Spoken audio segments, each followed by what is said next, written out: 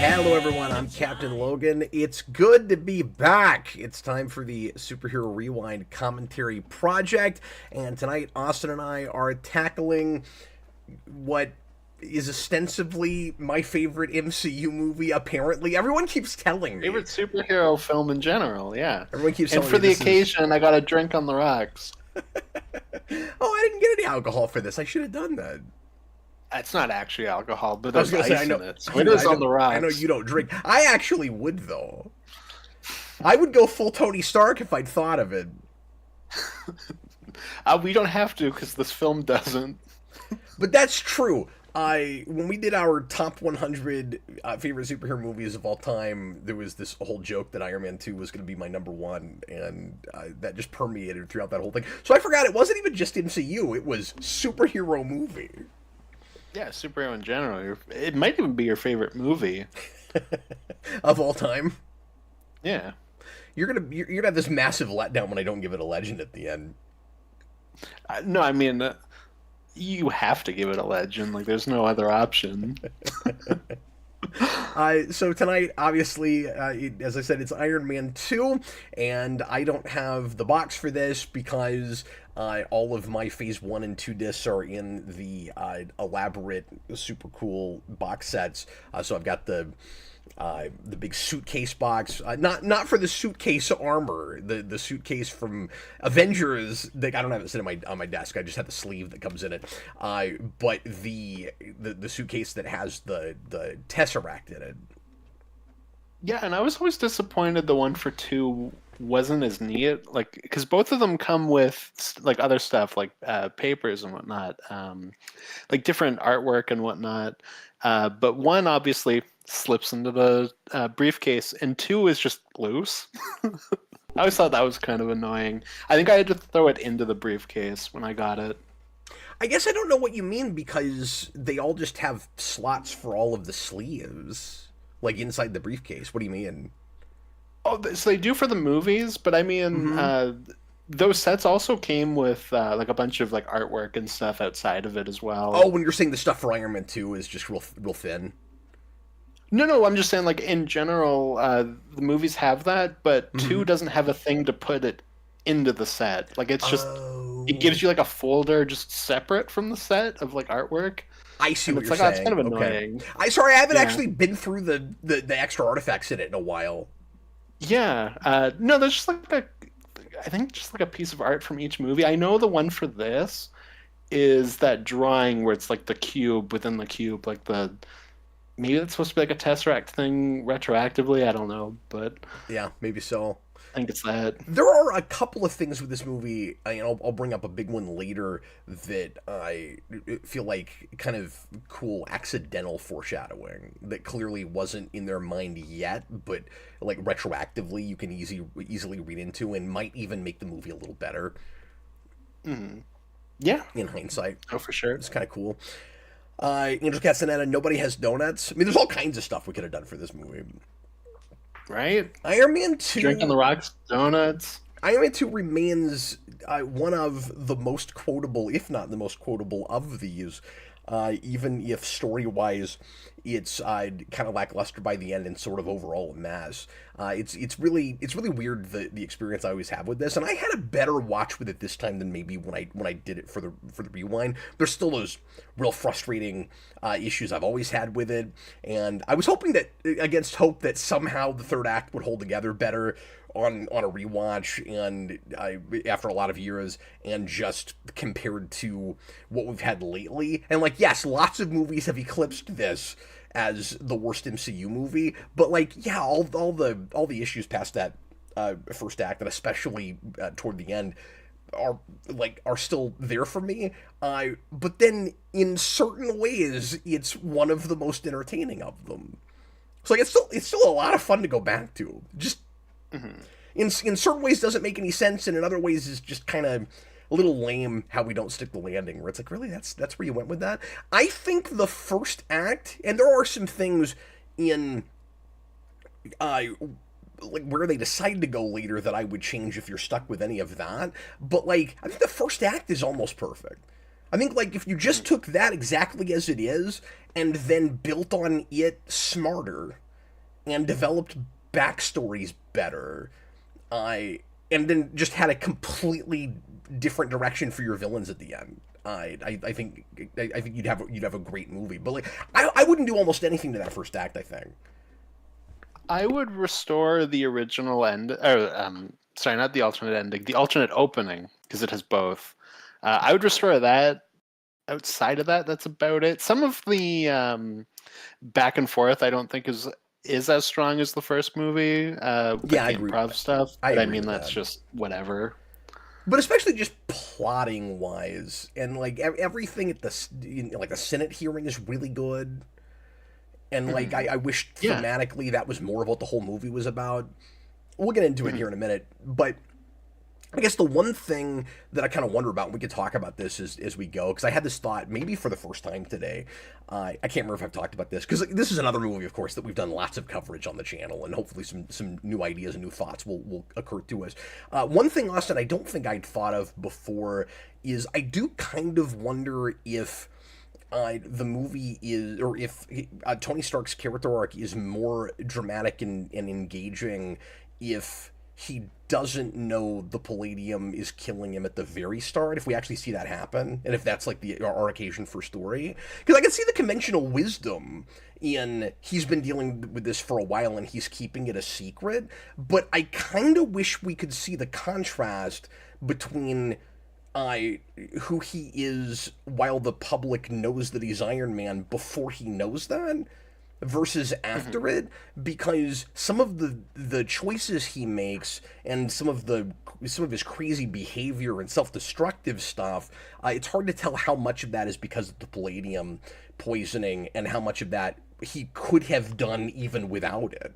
And so like I Hmm. sort of, there's a part of me that kind of wishes we watched that happen. I don't know, I'm conflicted about it. That's fair enough. Now that you say that, that is kind of my one first act thing. I would cut the dying thing, the palladium Oh, thing. yeah, sure. That's a big threat I don't think works in this movie, but could you improve it and like show that happen? Sure. Yeah. Well, let's go ahead and get into it, shall we? Everybody get the timestamp 0, however you're going to watch it. Obviously, this and all of MCU is on Disney Plus, so you can pull it up that way. But if you're going to watch it Blu-ray, DVD, get it past all the menus, get it to timestamp 0, and we're going to get right into it. We'll have the clock on screen so you can sync up with us if you need to. Thanks for hanging out with us live. We'll try to interact with you as much as we can, and as always, a super chat guarantees that we will discuss anything about the movie that you bring up, and we'll try to respond to folks in regular comments as well. And quick plug for Patreon, at the $5 tier, you can put in a short tweet length review, 2 to 3 sentences with a uh, rating at the end, and we'll read those right at the end. I want to start, Austin, making sure that I mention that again at the beginning of the movie, because people have 2 hours to get those in still, if they want to. We can Yeah. always refresh and read those, and we'll do those with $5 super chats as well. And then Patreon producer privileges at the $10 tier, including your name read at the end of the show. Are you ready, Austin? I'm ready. Let's do it. Here we go. Everybody, please press play right now. So, still early enough that Paramount is distributing this. Yep. Yeah, their last one is Iron Man 3. They get to do all three of the Iron Mans. Well, that's kind of cool. I forgot about Yeah. that. That's a nice bit of consistency. That's the real reason we stopped making them. So, explain to me why you prefer the alternate opening, Uh and maybe just I mean tell the everybody what that is in case they've not seen it. yes, I mean the big thing, like I said, I would get rid of the palladium thing. Like just make him an alcoholic. Like it's just he gets too big for his britches. It's Iron Man, it's a big important part of the character. Yeah, sure. The dying thing feels like we're gonna kind of do it, but kind of walk it back, and that just is kind of how this feels in this movie. I know they talked about it as being the step to that, and then we just never went forward with it. But the original opening is Tony like throwing up in a toilet on the plane, and Pepper coming in and being like, you got to go. Like we're on a mission. You got to do this thing. And he's like, like I'm so hungover, or possibly drunk. Like, I need something, and she's got to give him medication, and he's like trying to like get up to do this mission, and then he jumps out of the plane, and it's the opening of this movie with the Stark Expo, and yeah, I just think that fits the character better. Yeah, the beginning of it with the "oh Pepper, I'm dying" and throwing up the toilet and all of that, almost doesn't work if you keep the palladium thing because it feels like a fake out. And wouldn't it be really weird if then later you reveal, but he is dying? So you have this really bizarre like double fake out thing where like the movie is trolling you. Yeah, no, exactly. So it's weird. Like, I can understand with the movie that they made why they cut that, but like, I want that more than I want where they actually went with it. Well, and Tony and Pepper's banter in that is better than some of the banter that's in the movie. That's what I was gonna say. It's some of their best banter just with Iron Man 2, like with just the footage that we've seen. Now, I also get Favreau's, because I went back to his commentary, I hadn't watched it in a long time, and I get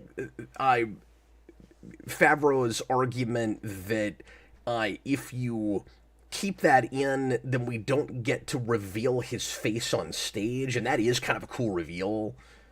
That like his introduction to the audience is the same as his introduction to the expo. I do like that. Yeah, no, that's fair. And I wonder if you could get away with opening it with none of that, where like it's just Iron Man flying over the city for a bit longer than we even get it, and then he lands, or you do some combination with this where it's what it was supposed to be in the first place. And I really wonder how that opening would have fit with some of what we still would have kept with Whiplash, because the idea was supposed to be like all of this was still in the movie somewhere. It just wasn't going to open the movie, so we would have intercut back to it somewhere. Is what it sounds like from Favreau's explanation. Just like the first movie. Yeah. And okay, but the idea was this is not a flashback. This is happening during the expo, and that makes a lot more sense because Ivan looks at the screen and says, and says like that should be you, and it's really weird as it's edited here that they decided after the fact that it's 6 months earlier, and it's supposed to be he's looking at the at Stark at the expo and saying that should be you, which makes a lot more sense because as it is, it's like that should be you telling the world you're Iron Man. Like it should have been you that was in a cave and got kidnapped and had to like. And then the expo becomes the complete occasion for story, and I'm not saying that the way it plays right now it's too convenient or anything, but I like the idea that just sets up everything where like the Stark Expo is the knife in the guy's back as he dies because it was Howard Stark that started the expo. It's like all of this should be about that. When so much of the movie revolves around it. Yeah. And then of course the big climax at the end takes place there. Like the whole movie revolves around, and for better or worse too, because then it becomes even a MacGuffin for how Tony like develops his new element, where he discovers that the answer to palladium poisoning is the shape of a triangle. Yeah, that's another big part of it for me with the palladium thing is that they just kind of throw their hands up and it's like, I don't know, he invented a new element. Okay, he's fine. They wrote themselves into a corner in a couple of ways where they didn't know how to resolve that. They're like, well, he's dying, that's dramatic. And the idea that stuff would be saving your life at the same time as poisoning you in another way, like, works. I get that. Yeah, that's not a bad idea. But then you got to come up with some kind of like dramatic and, at least in a comic book way, believable way that he gets himself out of it. And we try to artificially use that, like in a real contrived way.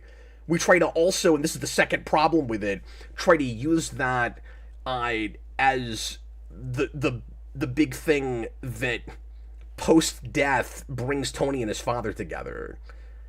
Mm. And it all feels so cobbled together and retroactive, where like none of those things feel like they were probably talking to each other initially, like in a first draft. Yeah, no, it's kind of the same issue I have with Endgame, where it's like where Tony's just like, I got to think about how to do time travel. Oh, I just invented I time had the same travel. thought watching Like this. it's almost the exact same beat. Like Yeah, but can I he can I does a little bit suggest more that? work here. Well, no, but can I suggest that as stupid as that is, it's better than Yeah. this because at least Tony came up with all of it himself. Like here, he like gets lucky that he happens to look at a map that his father left him to go get the secret to an element. Like, yes, he has to synthesize it, and yes, he has to use his ingenuity and genius to do that. But at least with the time travel thing, however, in the world he did that, it was all him. I guess. Yeah. I mean, that's fair. That's the best I can give it. And I do think. And I was thinking the other way in that we at least spent a little bit more time here, but like I also get where you're coming from with that. Yeah, I don't know. It just feels like almost emotional manipulation thing, where like it just fits in a formula of like your dad leaves you a secret, and then you figure that out, and you didn't think your dad cared about you, and then you build on that, and you're able to save your own life, and like thanks dad, and it doesn't help that we don't do anything like enough legwork with Howard Stark's background at all. Like with Vanko, with Tony, with any of that. Yeah, and it sucks because I really like what's here with Howard. I like the Disney, No, I do the too. Walt Disney approach. Like, I'd love to see more. I think they should have had more of it. Yeah, the idea of him being like Howard Hughes and Walt Disney at the same time is cool. Yeah, we maybe should have had a cold open with him and Vanko, maybe. That was what I was thinking. Yeah. Because I don't understand that relationship, and it ultimately plays. I mean, all of it just plays real thin, and like there's not any complexity to it, and so Vanko is real, like Ivan, real hung up and upset about his father not getting any credit, and for this creation. And the movie is, there's a lot of, this is what the movie is supposed to be about, and then here's the unfortunate way that it's not effective at it. It's like it's supposed to be about legacy, it's supposed to be a father-son redemption story, and like a tragic father-son story, and the father-son redemption story. There's supposed to be an interesting parallel between these two relationships, but ultimately it's just a kind of generic revenge plot that I'm supposed to feel more sympathetic because it's his father, but I'm like, okay, but it's with a guy who built these things for the wrong reasons, and illegally tried to make money off of it, and so like that's bad. And then his son went to prison for 15 years for selling plutonium to bad people. Like he might as well have been the Libyans in Back to the Future. So I don't know why I'm supposed to feel anything about any of that. Like he doesn't have an argument. He doesn't have really a worldview. It's like a lot of Star Trek movie villains, where it's just something revenge. Like he's very Shinzon. Well, and I know that. Oh my god, I'm blanking on the actor's name. But I know that he complained that they cut a lot of the depth with his character, with Ivan Vanko. Oh, you're talking about... But with what's... Rourke? Oh, Mickey Rourke. Yeah. There we go. Mickey Rourke always complained that they cut a lot of his depth. But with what we have here, like, he's the heavy. Like, it's really weird, but we spend more time with him. This movie is very confused about who its villain is, I think.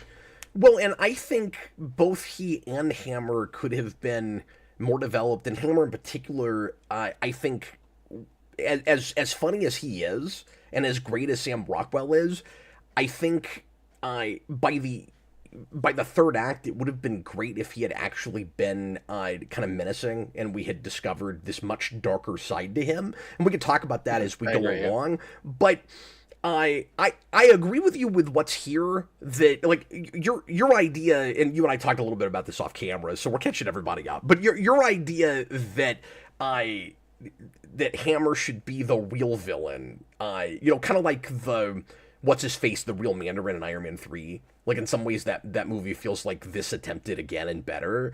I and then Whiplash is, as you say, the heavy. That could have worked a lot better, but with the notion of paralleling these father-son relationships, there might have been something there with him, with Whiplash as more of the real villain, or even if he is more of the heavy, you still could have made his motivation and arc more interesting. No, and I think if you built on that, you could have had a triad between the three of them, where you could have also done something with that with Hammer. Sure. Well, and the way you do it is you give him an argument where Howard actually did kind of do him dirty.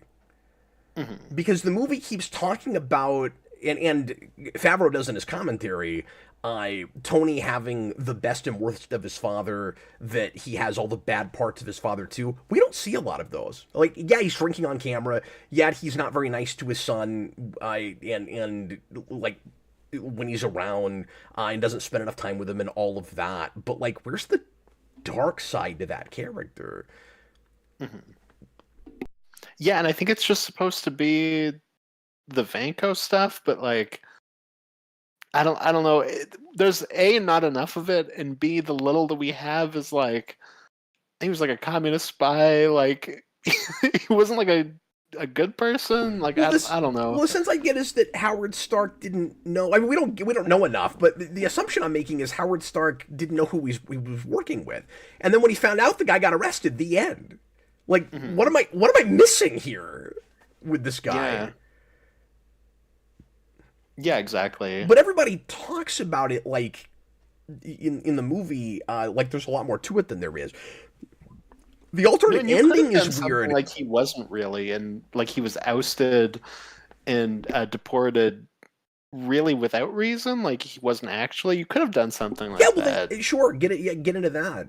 And just say like how Howard Stark, made assumptions about him because of like prejudice, like Cold War prejudices he had. Like there's all kinds of ways you could get into it.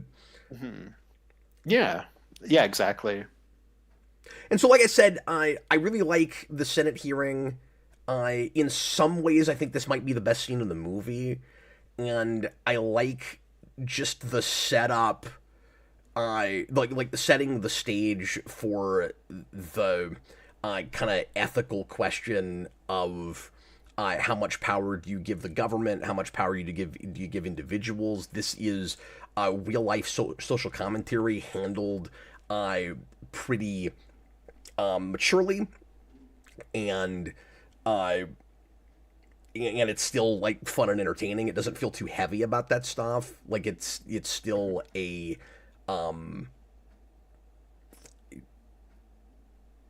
sorry, we talked over the Don Cheadle thing, and we should probably go back to that at some point. But it's still in escapist fiction, even with all of that, and the MCU builds on those ideas, the security versus freedom thing, real hard after this with Winter Soldier and stuff. And I feel like this is the place where that really is kind of started. And I always give Winter Soldier credit for that, and then I forget that this kind of went there first. Mm-hmm. Yeah, exactly. No, Winter Soldier's building off this quite a bit. And the reason I say it's mature is because from the very start, I don't totally know who to side with. Because, like, I'm not trusting this very shady-seeming senator, even before I know that he's Hydra, when we get into Winter Soldier, which colors this whole thing in a really cool and kind of interesting way, and I've always loved that choice. But then, with Tony himself, like, he's being, kind of self-destructive, and he's unpredictable, and like everybody loves him because he's been saving the world, but he's not being very responsible and mature, especially obviously when we get to the party and stuff. So like, do we really want this guy to be our nuclear deterrent? And then if everybody found out he was dying, that he can't be your nuclear deterrent. He's got like 5 days to live. Yeah, no, exactly. Ah, they'll just take his suits when he dies. Well, and then that gets into some kind of, as I alluded to earlier, with the should we know about the palladium thing right away or not question. That gets into some kind of motivation questions I have, or like, what is Tony's ultimate plan? Because like, on the one hand, he cares about his legacy. And so you could say the reason that he is making a big deal out of privatizing world peace and going real like ballistic about his ego, and not wanting to let the government have this, is that when he dies, he'll be heralded as like the hero that at the time of his death basically created world peace, and then whatever happens after that happens, right? But on the other hand, there are places where he also seems to be operating like he assumes that he can solve this problem and will survive. So, like, which is it? You know, like is he a dead man that's just gonna do whatever he wants to do before he dies, or is he assuming he's gonna make it, and that's why he is staying the nuclear deterrent? Mm-hmm. Which is why, I would get rid of the dying thing and just have. He's getting so big off of his own ego, like from all of this, that like that's where that downfall comes from instead. Where you tie it more into that. I think there was and I can feel this a little bit from Favreau in his commentary. I think there was this massive fear of Tony Stark after he becomes a superhero seeming completely unsympathetic if you let his ego get too big and if you delve into the alcoholism and all of that. So they went, what is a way to keep people liking him? Oh, I know. We'll say he's dying, and then we can get away with having him do whatever insane self-destructive things we want him to do, because he's worried that he's got weeks to live. Mm-hmm. No, and I think it's a case where they're just not trusting their audience. Like, they have an actor that they know can play the unlikable a-hole very charismatically, and you still like him despite that. Like, they have the perfect actor for playing that, and they're just not playing to that strength. Yeah, and I think it would be very natural to have him continue to be somewhat egotistical while not having the palladium poisoning thing, but we wouldn't have probably overdone it the way we do it. Because, I don't know if you agree with this, and I had this in the theater, and I still kind of do, the writing goes so to the nines with how narcissistic and self-absorbed he is, that even regardless of the palladium poisoning thing, I actually do find him unsympathetic toward the beginning. Yeah, I said perfect first act. I guess it's not. Plotting wise, sure, but like, the more I'm talking about it, I'm like, no, they lay this on so thick, and if he wasn't dying, they wouldn't. Mm-hmm. Yeah. I mean, I still think, and you do it as like, well, you're falling back into old habits, right? Like that's what you do with that. It's like I think you can still get away with some of the stuff. Well, and I actually think, and I know you don't like this movie, but I actually think the Ultron thing works a little bit better if he is just so full of himself because it's been working that he goes, I can be the nuclear deterrent and save the world, and nobody needs anybody but me. And then that goes all the way to, I'm going to put a shield around the world and stop anything from coming in, because the one thing that I can't deal with, like, there's kind of a more natural trajectory, right? I have no idea what to do with aliens. I can't stop that. Like, I thought I was immortal and could do no wrong, and then Avengers happens, and then freaking aliens. So then he has his kind of mental breakdown in Iron Man 3, and then Ultron, he creates Ultron to do the shield around the world. That doesn't work, and so then when we get to Civil War, which we've already done a commentary on, he goes full tilt the other direction and goes, now I need oversight. Now I need someone to stop me from doing these crazy things because I play God, and that's what I do. And so I think I'm with you the more we're talking about it. I kind of wish we just didn't have this dying thing at all. And like it's still all of that, the trajectory of that still works without it. But I mean, with it, it's better without it. Yeah, no, this is a movie. I've said this a million times, but I like this movie. I would change a lot about it, but it's not so foundational. It's more like you take a screwdriver to it, and it's like it's just not tight enough. You just tighten it up, where you go like, you got ideas here, and you have moments and scenes that do work. You just need to work around that and like kind of put it all together a little bit better.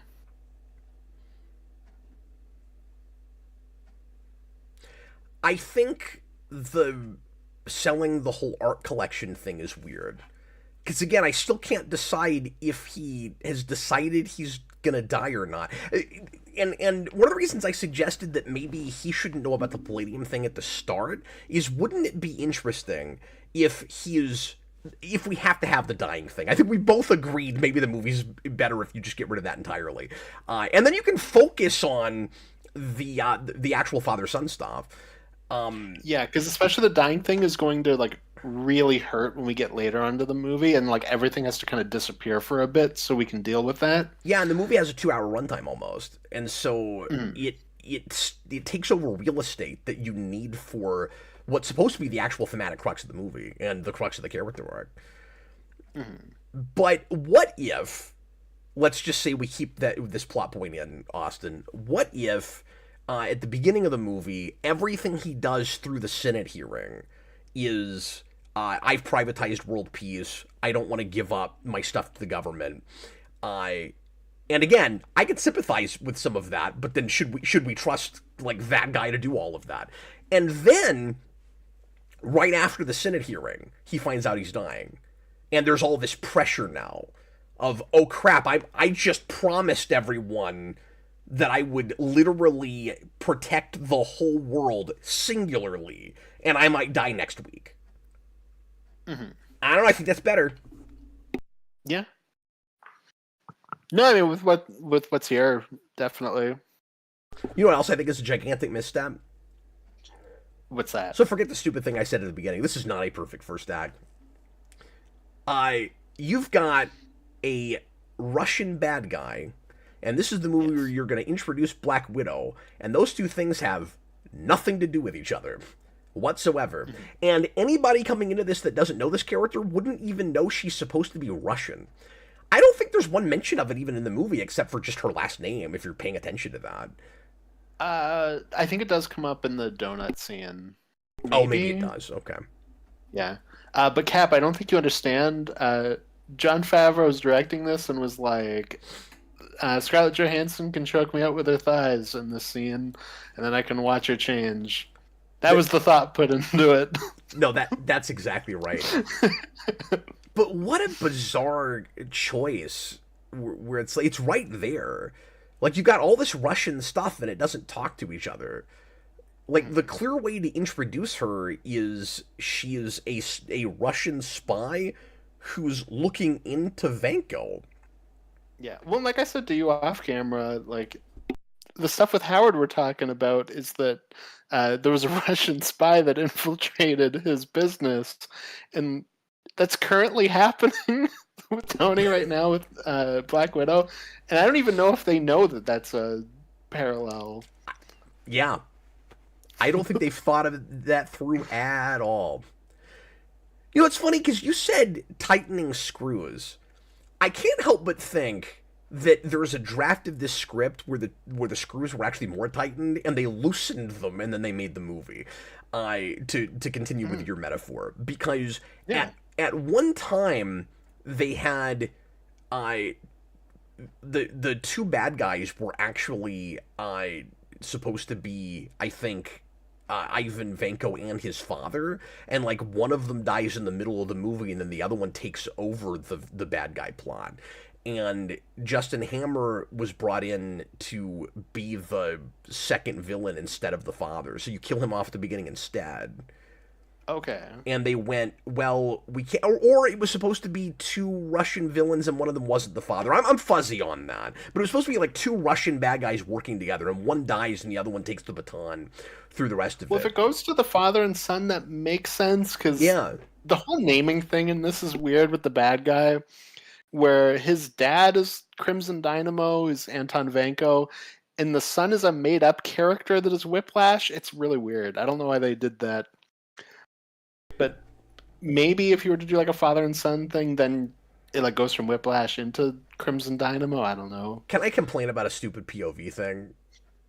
Yeah.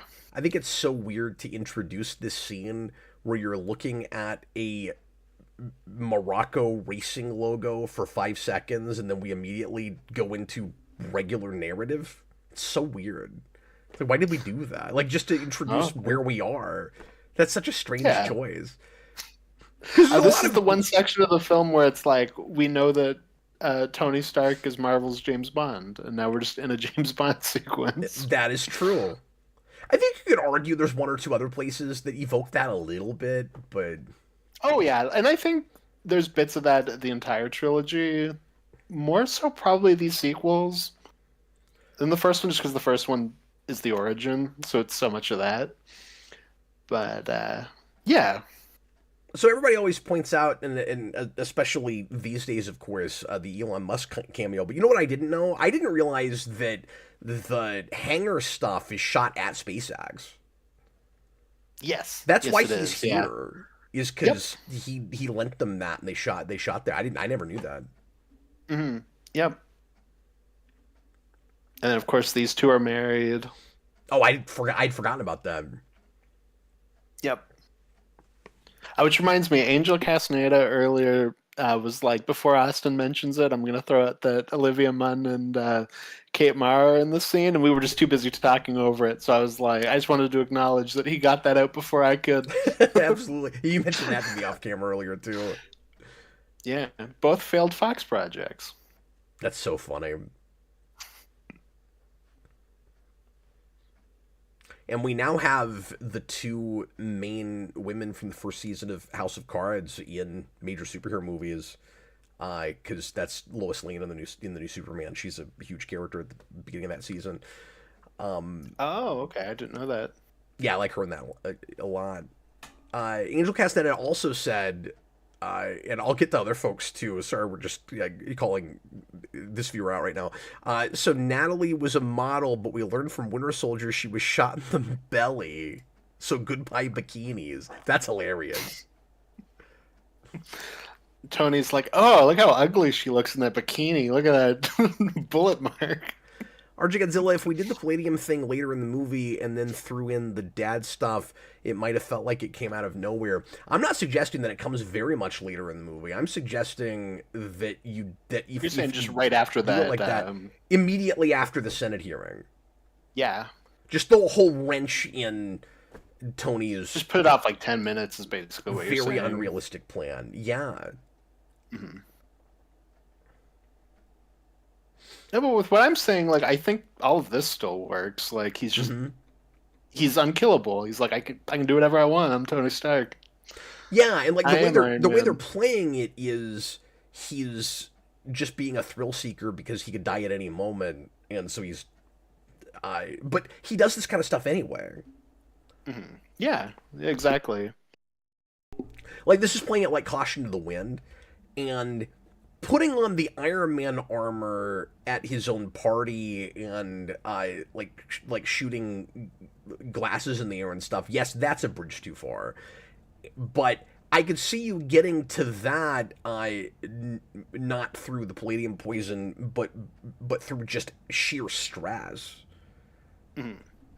I also got to mention, because we just had it, the first time I saw this, so because Happy Hogan's like a cameo in the first movie that like you can easily watch it and not even notice him. That's right. And then he hasn't really been a thing yet. So when Gwyneth Paltrow's like, "Go get Happy, I need Happy," when I was a kid watching this, I was like, "What does that mean?" Like, what do you mean I need Happy? That's such a weird thing to say.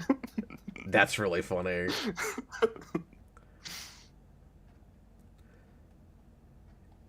Sometimes you get too close to a movie and you're so used to hearing character names that you think the audience knows what you're talking about, but you've barely mentioned somebody's name.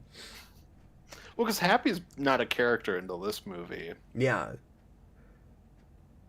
Or if you know the source material real well, it doesn't occur to you that you have to do more legwork to introduce things and to establish things, because an audience that's not familiar with that source material is not going to know who those people are. Mm-hmm. No, and if it sounded like a normal name, I don't think I'd have that issue, but it's the fact that his name's Happy. Yep. And she's panicking, too. But so somebody that's already big in Iron Man or knows who that is might not have even thought that's weird. Yeah. No, because I get into Iron Man comics like after this movie. So there's a lot of stuff with this that I think that I didn't even notice on a first viewing that I realize is ultra contrived and unlikely the more I look at it. One of them is how exactly does this whole thing play if Tony's not on the track? Like, was he going to come out? He's playing Hitman, so he would have just come into the restaurant, I guess. Yeah, well, that's what I was going to say, is he's in... It just seems kind of convenient, kind of contrived, right? Where it's like, he's dressed as one of the people on the track working on cars.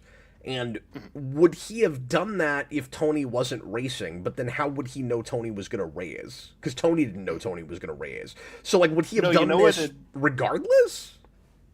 You know what it is, Cap? And obviously, if he had done... Let me say this. Obviously, if he had done all this, Tony could have still come out in his Iron Man suit. Like, this could have been just his way to draw him out.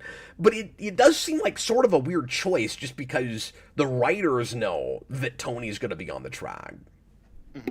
No, it's, you know that part in Skyfall where Bond is chasing the bad guy, then he like blows up the thing and the train comes down on him? Where if you think about that for 3 seconds, it makes no sense. But they're like, that's such just like a rule of cool, like that in the moment you're not going to think about it because it's so cool. That's 100% all it is. And this is so cool, it basically gets away with it. But I can't help but, story analysis. No, of course, and I'm not shutting down, like, criticism, because you're absolutely right. Like, I'm just saying, like, that's exactly what this is. They're like, this is so cool, it's worth it, whatever. Well, and here's another question. Why does Ivan know... Like, just tell me if I missed something. How does Ivan know that Tony is being poisoned with palladium? Like, is it just that he knows so much about the technology? But then Tony didn't know that was going to happen to him in the last movie. I think it's just because he sees, like, the thing on him, and I guess that's just naturally what you have if you're suffering from that poisoning. Okay, well then, that's pretty contrived, because nobody around him ever notices he's got the veins, except for people that already, that come to him and say, I know you're being poisoned.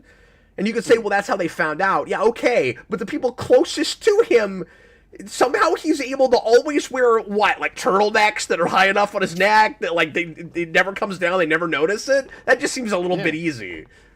Because the dying thing is the worst thing in the movie. Cut that out and you immediately fix so many issues. Yeah, but I'm going to keep talking about it because it's here. No, I know. I'm just saying, like, that's just another example of it. I don't understand how Fury figures it out. Fury shows up. He like pulls his neck down, doesn't he? And he's like, "You got it here." It's another case of no. He already knows because he shows up. He already knows because he shows up to give him medicine that will abate the symptoms. Like he already knows what's going on. True. How does he know that? Yeah. And even if he's somehow just on, this is still using. He's Nick Fury. He just knows what. He just knows whatever the story needs him to know. Like if he's just watching the news and happens, oh wow, he's got these veins. He's not going to know it's palladium. Like you can give that to Ivan because he knows about the technology. And Fury doesn't. Fury couldn't tell you one thing about the arc reactor and how it works. Mm-hmm. No. Well, I mean, okay, maybe he could because Howard Stark was a founder of S.H.I.E.L.D. and all of that, but, like, he never fully developed the arc reactor. Tony did that. So I don't know why Fury would know absolutely everything there is to know about all of the stuff that Howard Stark invented, just because he worked for S.H.I.E.L.D.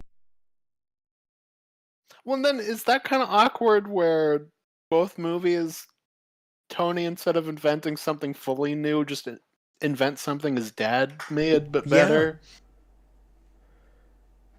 Yeah, see, I don't love that. Mm-hmm.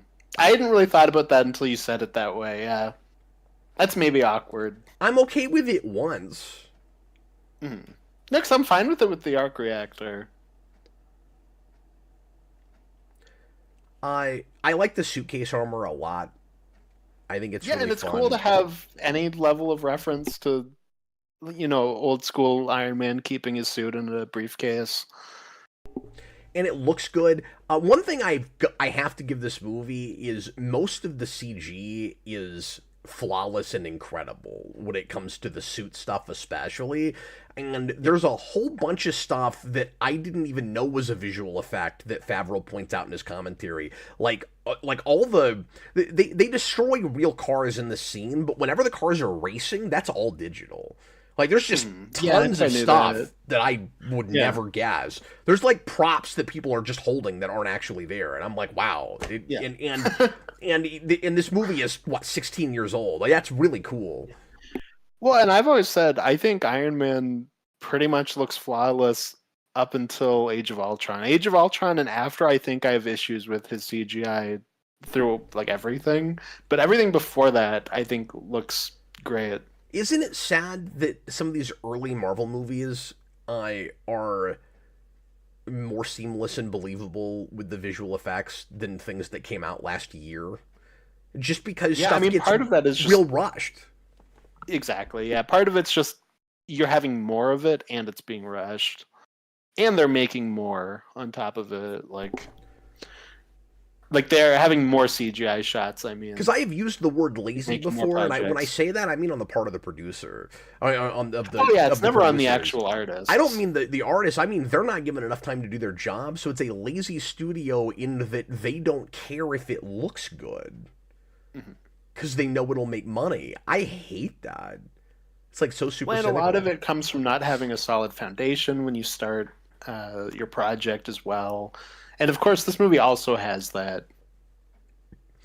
I think it's really funny that Tony came to Monaco and didn't know that he was gonna be in a race car. But it's the one. This is the one scene where they've done his hair up to look like a race car driver. Like, he just looks like that's what he does for a living all the time, but just in the scene. Like, nobody's gonna know what I'm talking about with this, but go back and look at Jackie from Virtua Fighter. He looked like with the jacket and with the hair. He looks like Jackie from Virtua Fighter, who is a race car driver.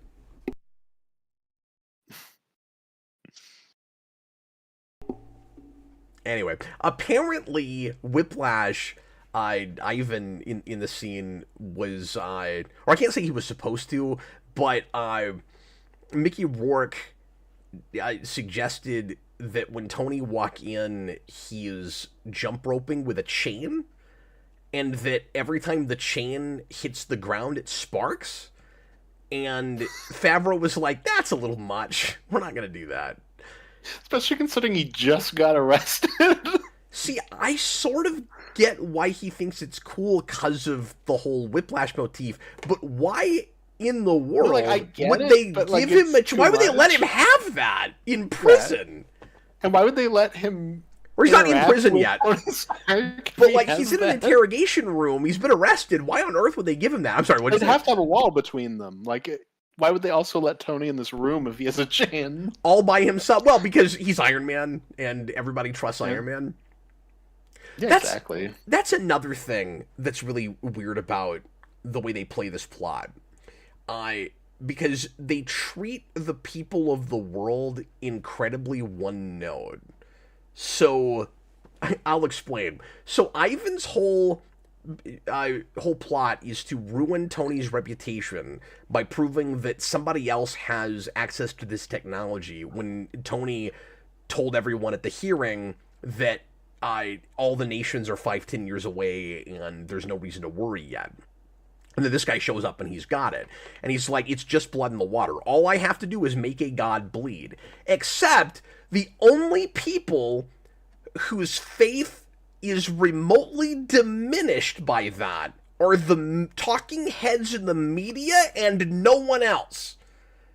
So everyone else we see through the rest of the movie, I love you, Tony Stark. We still believe in you. So it doesn't mess with his reputation at all. Everybody just ignores the media, which is also very unrealistic, by the way. But everybody just completely ignores the media. Which is why this should be where we switch, like, hand off the baton, where, like, that is your signifier now that people like Justin Hammer are coming and are going to come and kill you, and, like, they will be able to create this technology. Sure, but also it just messes with the drama of the situation, because this scene on the airplane, with Pepper, all worried about PR, plays like, oh no, this might have worked. Like what Ivan's done, and then you look at the rest of the movie, and it didn't really do anything. But Ivan seems to think it did, and so I've always said that it's weird that he keeps going after this, because he kind of gets what he wants, and then now he's still a villain and has to have like a villain motivation.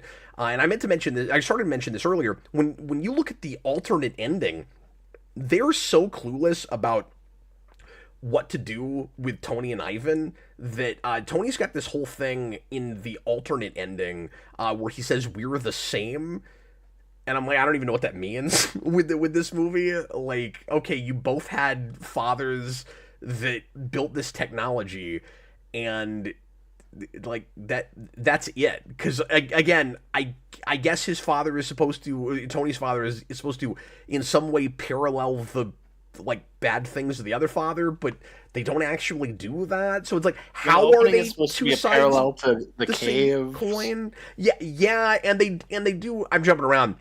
The cave parallel is also a weird double beat, because you're doing that already at the beginning when he's building his armor, where they're paralleling when Tony built his armor in the cave. And Favreau even says in his commentary, this in that scene at the beginning, this is Ivan's cave, and I'm like, no, it's not though.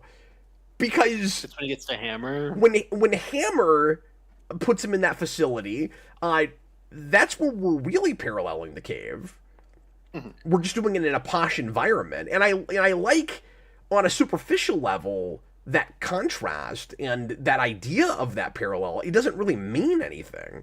It's just he's doing the same thing Tony did in building something so that he can escape, but then also to go have his revenge. So then in the alternate ending, he goes and gets Pepper, and they do the typical kidnap the girlfriend plot at the end. So I guess I'm glad they didn't use that. But he's like, but at least it still speaks more to his motivation at the start, because he goes, I'm going to take everything away from you like you did me.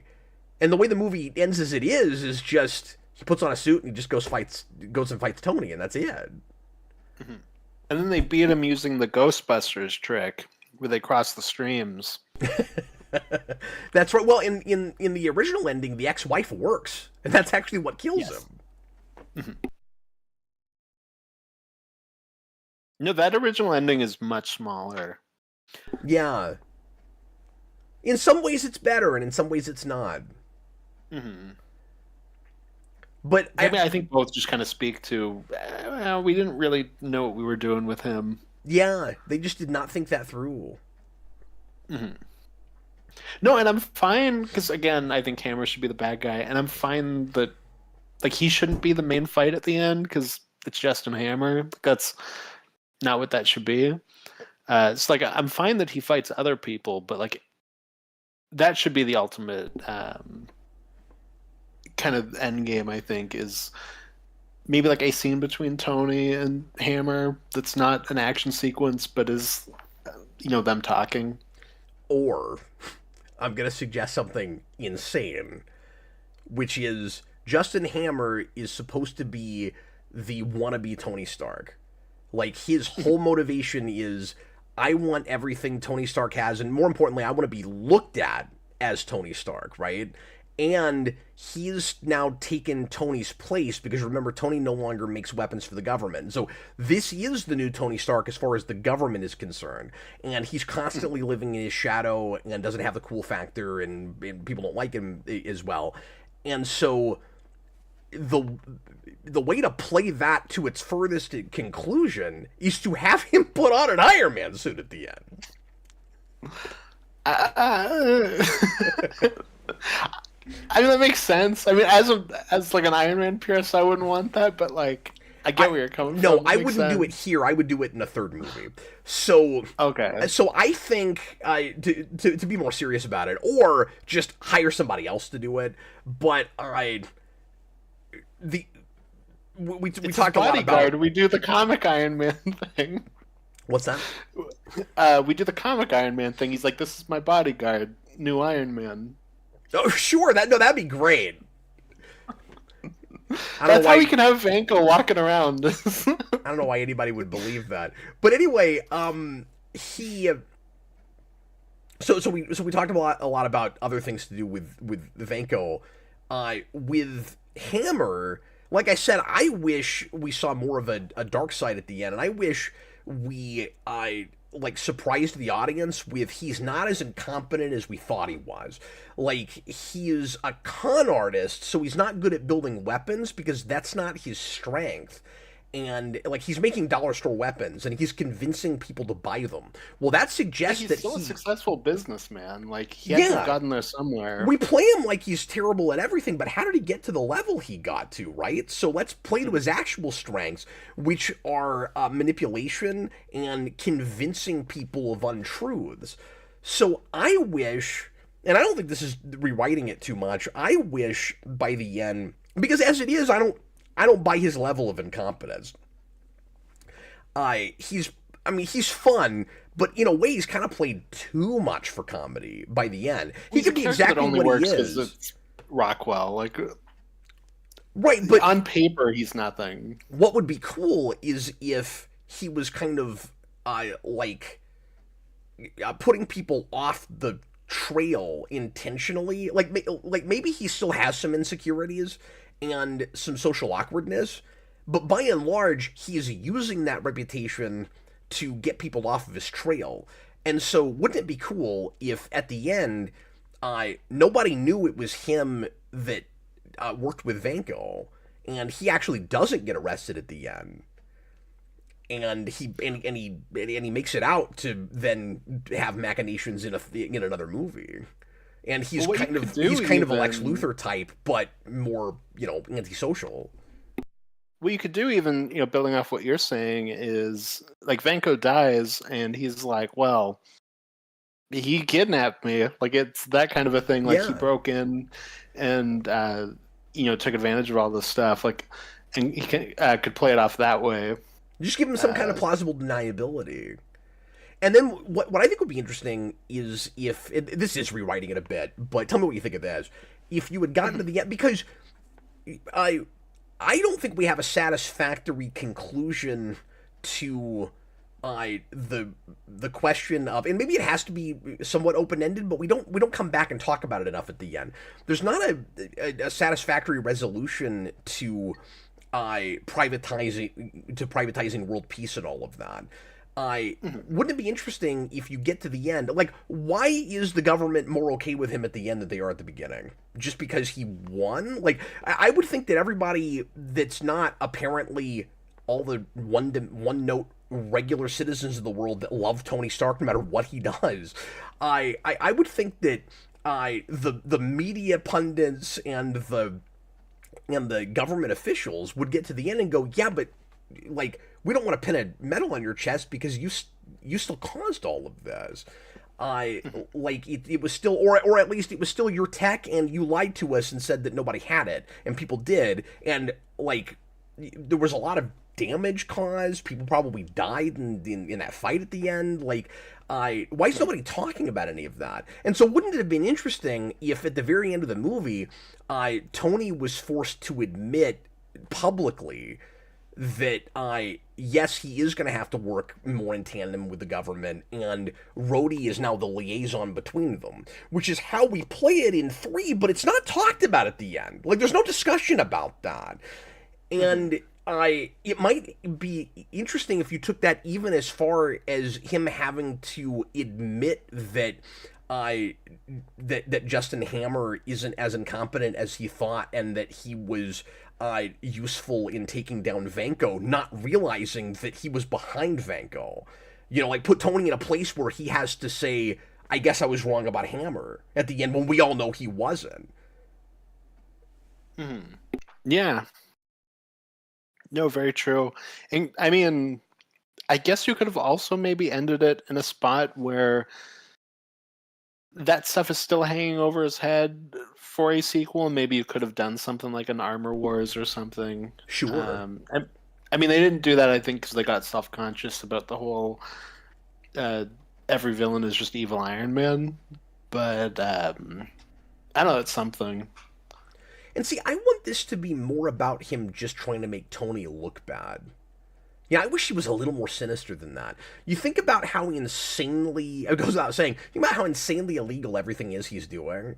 And, like, maybe it's supposed to be funny that he would go through all of that trouble and, like, kidnap this guy out of prison just to make Tony Stark look bad. But I kind of wish he was darker than that. No, and I think Rockwell could have played that really well if he got to go full evil in the third act instead of the way we take him out, because he's also written out as a joke. Yeah. And there's no reason he couldn't still be just as funny, and then you just see that other side of him. Yeah. And the place to show that other he side could of have him... been a cool reoccurring thing through this world. That's what I think. Yeah. Again, like a Lex Luthor or something. And I think the clear place to show that side of him would be when he starts taking all of Ivan's stuff away. Like when he takes his bird and all of that stuff. And if we used him for a third movie, and I like Iron Man 3, don't get me wrong, but if we'd gone a different direction and used him for a third movie, that might have been the place, Austin, to give you your, like, cabal of Iron Man villains, even though you kind of wanted that here. Yeah, no, I think it works with what they're doing here, so I'd love to see that here, but I mean, you could have also done it in 3 since we didn't. And that's Hammer's big thing, is like he takes criminals and like rearms them, and we'll like have a group of criminals working under him. In fact, I think you could have easily had both of the things that you're really frustrated this movie didn't do in a third movie, and marry them perfectly, where you've got your cabal of Iron Man villains that are not all just people wearing Iron Man suits, because that is kind of a problem with these movies, is that everybody's an evil Iron Man, kind of. And then, and then Demon in a Bottle at the same time, because... yes, we don't go full tilt alcoholic here, but we show him drinking constantly. So, like, they think they're setting that up, where it's like, he's so stressed out, he thinks he's dying, he's got all this pressure on him to have to be the savior of the whole world. He's getting drunk constantly. This is the one scene that feels like maybe we're building to that. And then in your third movie, yeah, he's not dying anymore, but he has that mental breakdown over finding out that there's aliens. You could do it over that. Really easily. I've always said this one should be Demon in a Bottle. And just like, I don't even need a ton more than what we have. It's just cut out the dying thing and just he's drinking. And then replace the PTSD in 3 with Remission, like the Denny O'Neil run. Sure. So like, yeah, do that and I'm happy. Now, I will say... and then if you did the Cabal villain thing here, like, then you could have like a Mandarin in 3 still. And do something different. Now, I'm not going to fight you. We can agree to disagree. I personally like the PTSD thing in 3, but I also think you could do both really easily. Oh, you absolutely can. My thing with the PTSD is just, he's like, I don't have PTSD anymore. Keeps going. And that's fair. That's easier to do if it's like he's holding a drink and is like, I don't need this anymore, and drops it. Than it is, I have PTSD, Never mind. That's my only thing. Is I think that scene works better if you switch it. That's the problem sometimes with character arcs where somebody takes the opportunity for change and then just moves on. Is like in real life, it is often more complicated than that. Where you don't just Yeah. it's not just a light switch where everything works out right after that. No, because I agree with you. Like, I like that stuff in 3, and I think both would work well together. Like, it's still I'm worried about this thing I didn't know that existed. Like, that's horrifying. I love the idea that a guy that thinks he has this much control over not just his world, but the whole world cannot deal with extraterrestrials, and that gives him a nervous breakdown. I always thought that was a great idea. Yeah. Even if I wish This Is a Trilogy was a little more self-contained. Like, I've always been a little bit frustrated that you have to have Avengers in the middle of that becomes kind of Iron Man 2.5, but it works really well. No, very true. I mean, that helps that he's essentially the protagonist of Avengers. Yes. Yeah, he is. And he and Captain America almost play as dual protagonists, but it's kind of more his story. I mean... I don't think Cap gets a ton to do in the first Avengers. Yeah, maybe what he does have just, like, resonates with me enough that it feels grander than it does. Comes out a little more. But, yeah. And also Captain America, up until Civil War, is the stalwart hero that refuses to change. So he doesn't need very much screen time to have a presence, is my thing. Yeah, that's fair. But there's also some Whedon-y things in that. We'll get there when we get there.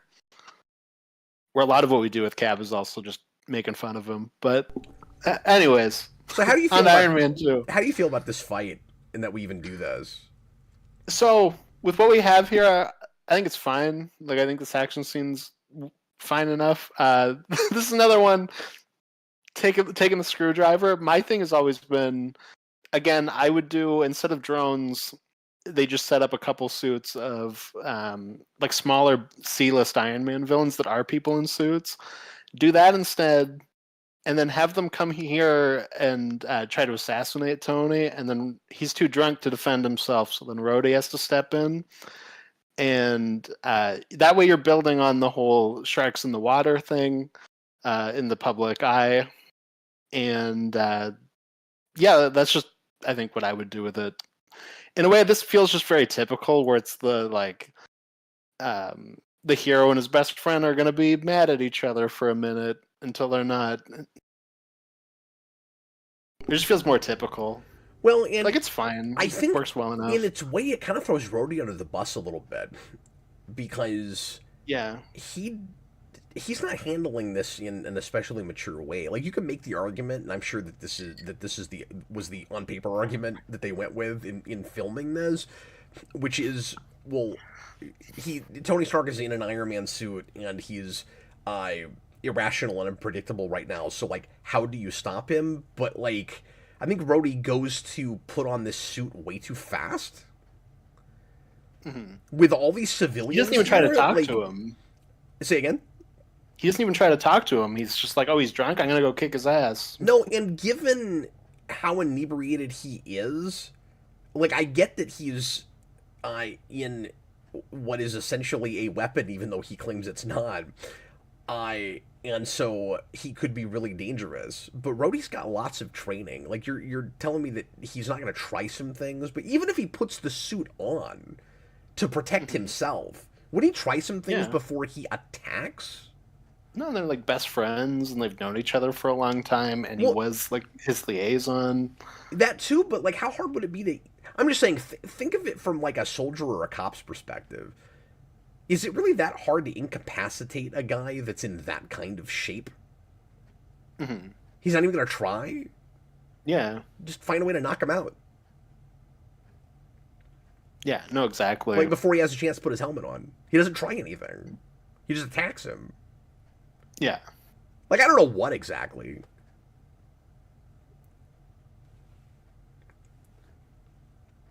But at the very least, tell all the civilians to leave first. Mm-hmm. Like, I don't like that there's a crowd there. Yeah, like, get rid of them first. Yeah. I mean, he kind of does, because he walks in and he's like, everybody get out. but he doesn't like they're make already sure they're fighting. gone before he does anything. He could grab Iron Man and launch away from that place. Throw him into the moon.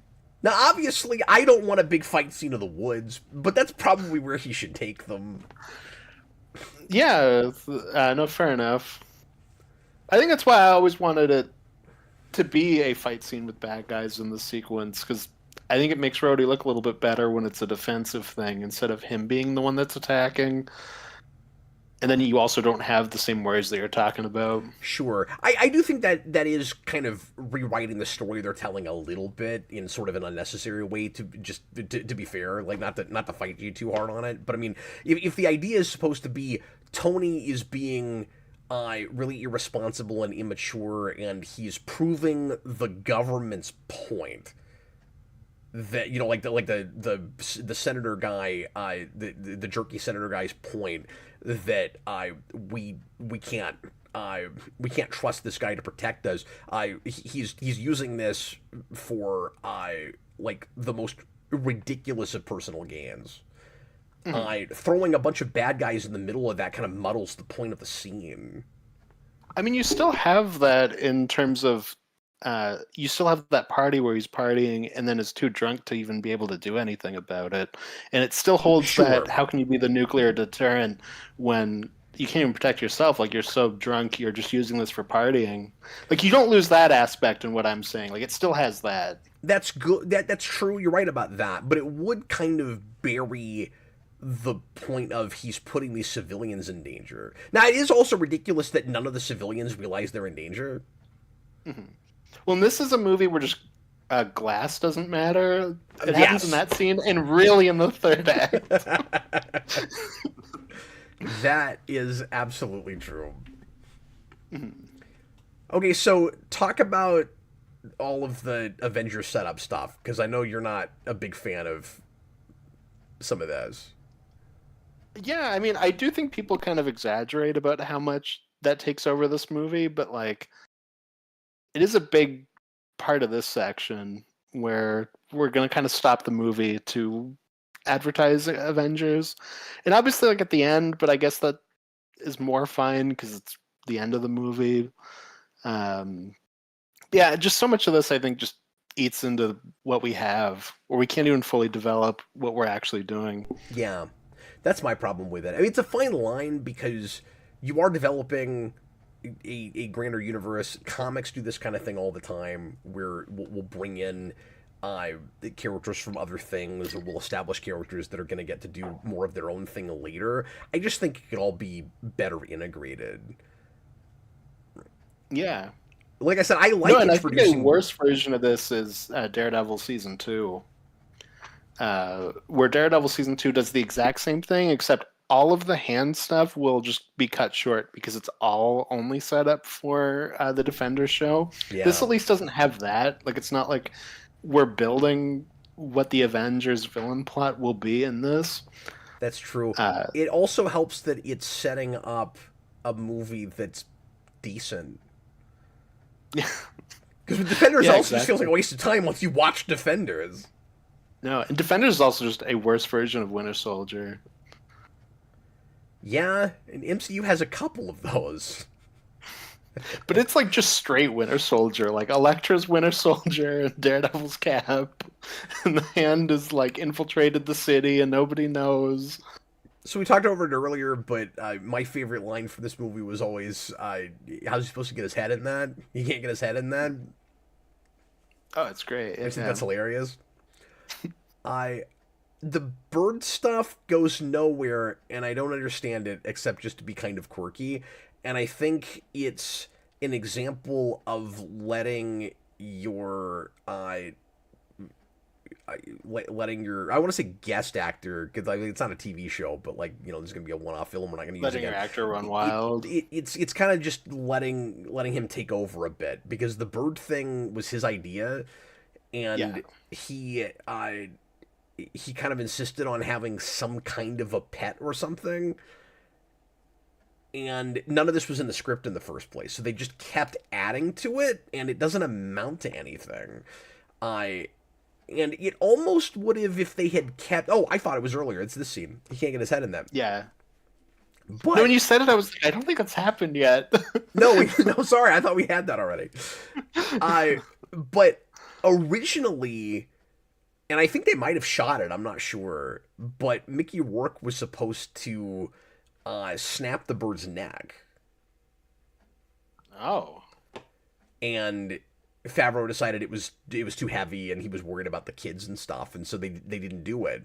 But even if you'd had that, I don't know what it says though. I don't know what the point of any of it was. Like, I want my bird, that's very important to me, and then he gets a bird, and then he likes the bird and is upset that it gets taken away from him, and then he snaps the bird's neck. What is any of that doing? You probably remove him liking the bird now, I would guess. Like, it's probably like they come in and his bird's dead, I guess, and they're like, "Oh, you killed the bird we gave you." I'm guessing that's what it is. Maybe so. And maybe it's like a symbol of you thought you had control of me, but like I was always doing my own thing. Yeah, and like, you could see the bird as like a symbol of freedom in that case, and I don't think his bird is in a cage in the opening, so maybe that's what you're doing, where it's free at the beginning, where it's just out, and then here it's in a cage. So then he kills it because he doesn't want to be a caged animal. Maybe is the original idea. I don't think it was thought out that much because they didn't write any of it. I'm pretty sure Rourke was just like, "I want a bird." Yeah, and they were like, you know, "Okay, here's your bird." And he's like, "No, that's not my bird." And then Jon Favreau was like, "Say that again." All these all these arbitrary choices. He came up with all of his own wardrobe, and he picked out all the tattoos, and one of them was the word Loki on his neck written backwards, and Feige got mad because Loki is the villain of the next movie, and he's like, you can't have that. Even though it was backwards, I don't think anybody would have noticed it. And so they had to digitally remove it in as many shots as possible.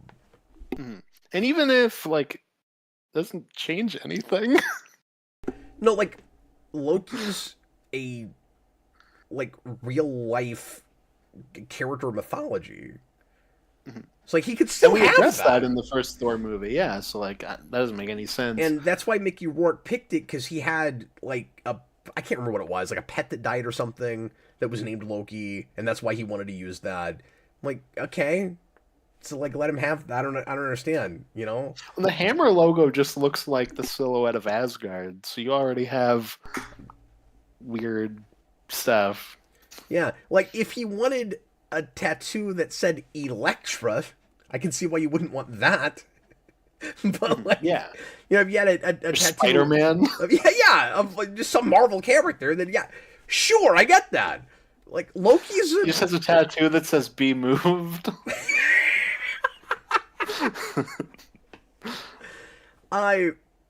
If Howard Stark wanted to make sure that Tony could eventually develop this element to make the arc reactor work,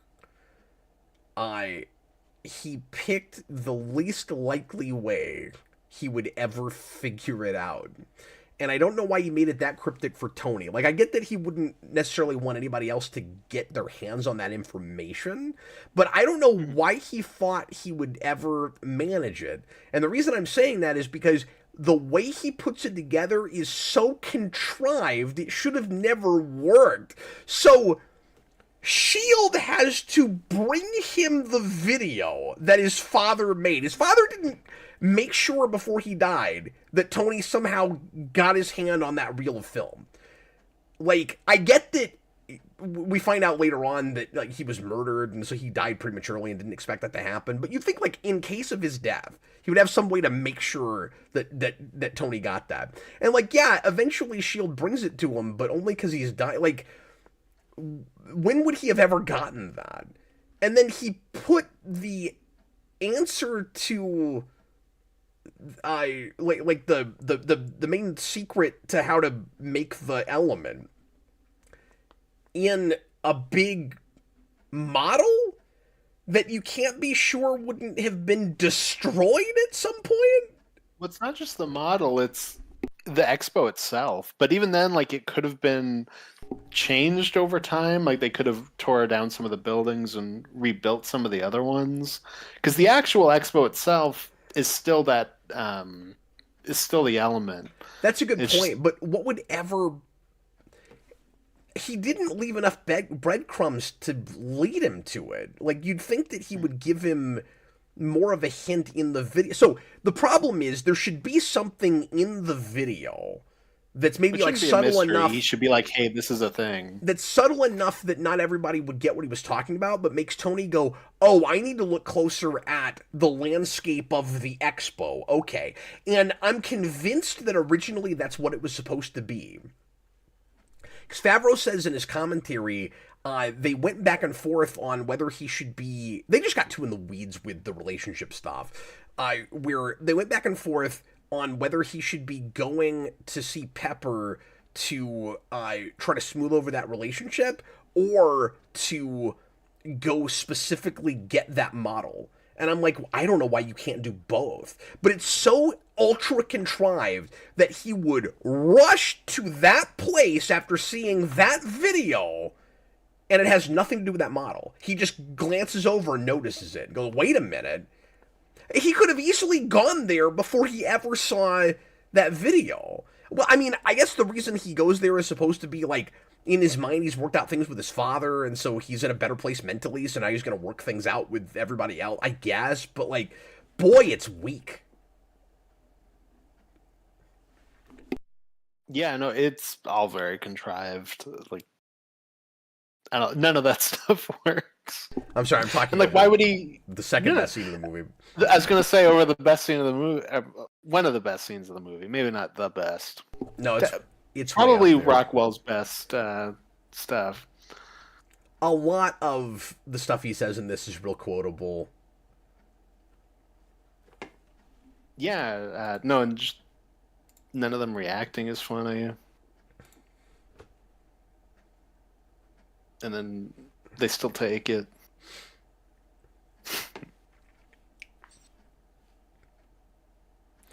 The disco line is pretty great. Yeah. There's a lot of stuff where you're just like, what does that even mean? No, exactly. No, I think War Machine's design in this is probably my favorite overall, with the exception of I'm not a big fan of how they just kind of tied some of the guns to his arms and stuff like that. Oh, sure. That part just looks a little awkward, but overall I think he looks really good in this and is probably his best design. So apparently, Favreau had the screenwriter, and so kudos to that guy. I forget his name. I'll have to look that up. But Justin Theroux, I think. Thank you. The guy who Yeah. wrote Tropic Thunder. Theroux at the last minute had to come in and write that whole scene. Oh, I assumed it was just improv. I think maybe pieces of it are, but they had to write out what all the guns did. Like, none of that was there. Oh, okay. And so well, I know he had to be like on set because this movie was such a mess. Yeah, well, and in that scene, he wasn't just on set. He was, they had, sorry, Rockwell. I keep wanting to say Hammer. They had Rockwell rigged up with an earpiece, and he was reading him all of the stats for the guns because he didn't have time to memorize it. So Favreau makes a big deal in his commentary. He's like, look, Rockwell can memorize dialogue, but I didn't give him any time, and I gave him way too much to do that day, so we had to do it this way. No, and I mean, this is just a case where, and we've seen it especially now, like, them not having a script with the first movie worked out fine. We're seeing the issues of it in this one. Well, and what's really kind of ironic about that is I think they had more of a script they were working on with this. I think they went off book a lot, and I think they kept changing stuff as they went along. Well, obviously we know that this is a case where Marvel, had a stronger hand, and you would think it would be the reverse because the first movie did so well. Yeah. But they kind of took that, I think, as We got this. We know what we're doing. Well, and they took it as we're, and in fact, you can read a lot of frustration in Favreau's voice in the commentary. Like we know famously, this was a somewhat fraught production, and he talks he's real. What's the word I'm looking for? He's real diplomatic when he talks about this. Where he talks about like how great of a time he had, even though it was a difficult movie to make. But you can tell he was massively frustrated with the studio. The sense I get is they, and he all but says this in his commentary, is that I, because that first movie was so successful and they're trying to build this big shared universe, there's all this different kind of pressure where they feel like they've got to hold the reins harder. And so now they're a lot more concerned with the director kind of running away with himself. Yeah, and it's crazy to think about it now. Like we're already on our third movie, and we're already worried about that. Well, Andy, it already feels, and maybe this is inevitable, but it already feels less like independent and more corporate than that movie did. Mm-hmm. Not as much as some of the ones we have later. Yeah. This is also, in my opinion, the start of some irritating MCU movie humor, or at least we're already into some of that. This thing with the spinning thing on the desk never worked for me. They think that's hilarious. Yeah. It's not. We did talk over the best line of the entire movie, though, which is, I'm going to show you my ass. With Howard Stark and his old clips. Yeah, and I like the way that plays in the scene, where, like, if you played that differently, it would be really funny, but I'm so with Tony in that scene that, like, I get why he's not laughing, and so I'm not laughing. Mm-hmm. No, for sure. But yeah, this is like a regular MCU gag. Yeah. And again, I just hate that he looks over at the end of this and is like, wait a minute, it all makes sense now. And I'm like, he should have just come here for the model. I don't understand why was it in the office? Yeah, why is it here? Why is she in specifically this office right now?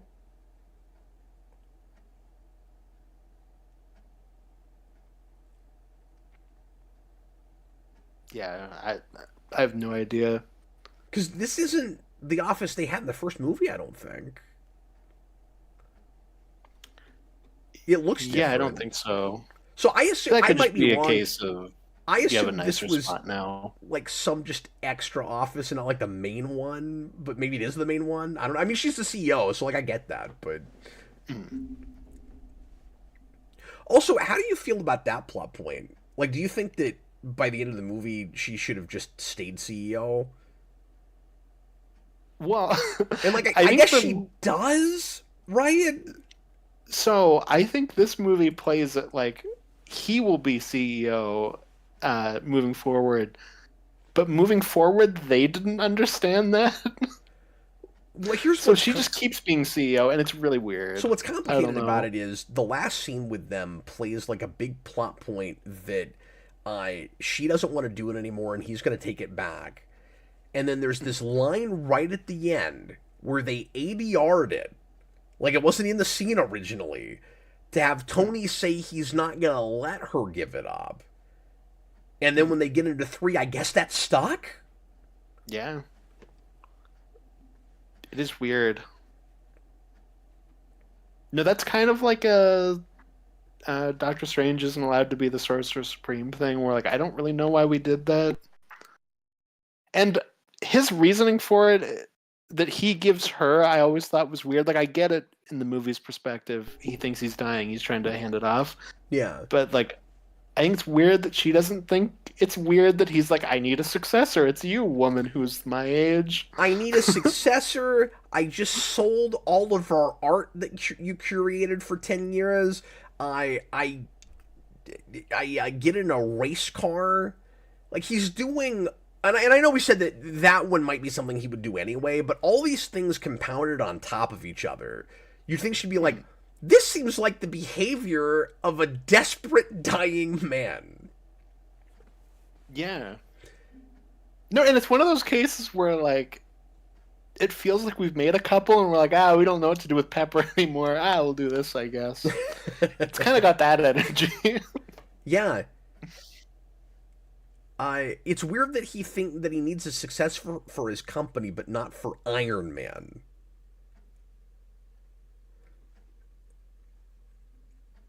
I do like that he throws out the strawberries and just drops them on the floor. Yeah, and like almost cool. none of them make the basket. Yeah. And then he just leaves it. That is cool. But like I guess, you know, Rhodey knows how to use the suit and everything, so maybe he's thinking Rhodey kind of is like his Iron Man, but then Rhodey's working for the government. He doesn't want the government to have his stuff. So he doesn't give it to Rhodey. Rhodey takes it, so like that makes it awkward. Yeah, why isn't he? But I'm saying when he thinks he's dying. Again, this is part of my complaint that they can't decide if he thinks he's going to make it or not. It's like, I need a successor for my company. I'm going to make you CEO right now while I'm still alive. But I'm not going to give the government or anyone else my suit. And that makes him seem overly selfish to an unsympathetic degree to me, because at that point all you care about is your legacy, and so when you die it makes no difference to you what happens to the thing that created world peace. No, now we're into the section where from this to when we go back to the Stark Expo, I think all of this is a slog. Yep, I do too. Like, yeah, and it feels like we're trying to recapture some of that stuff in the first movie where he's working on the suit, just with no success to it. And that's real typical sequel material, where it's like we have to find a way to recreate that. And some movies manage that better than others. Like, you can do cool parallels to the last one. I don't have a problem with that. We've already kind of had that with the villains already. So, like, it feels like, a double beat, like what you were saying, where it's like we've already been doing that, but it wasn't with Downey, so now we have to have it with Downey. Let me go ahead and read some super chats. Yeah. Thanks for your patience, guys. Dan Schneider, $2 super chat. Thoughts on Scarlett Johansson not doing a Russian accent? For the reasons I stated earlier, I hate it. And like, I've never liked that just because she is supposed to be Russian. It's really weird that you could cop out and at some point in one of these movies have her doing a real thick Russian accent, and then we just find out she's really good at accents. Like, you could have done that. I think it makes sense here when she's in disguise. But as soon as she goes to the donut shop, she should be doing it, though. And that should be a cool moment where it's like, oh my god, like, you're also Russian? What's going on? And no, she's like, I've been tailing Ivan Vanko. She doesn't have an accent. 5 years. It took me like a decade, and the character had to die and be replaced by her own sister to get a Black Widow that can actually have a Russian accent. I feel very Robin Hood Men in Tights with that, where it's like, you know, and unlike other Black Widows, I actually have a Russian accent.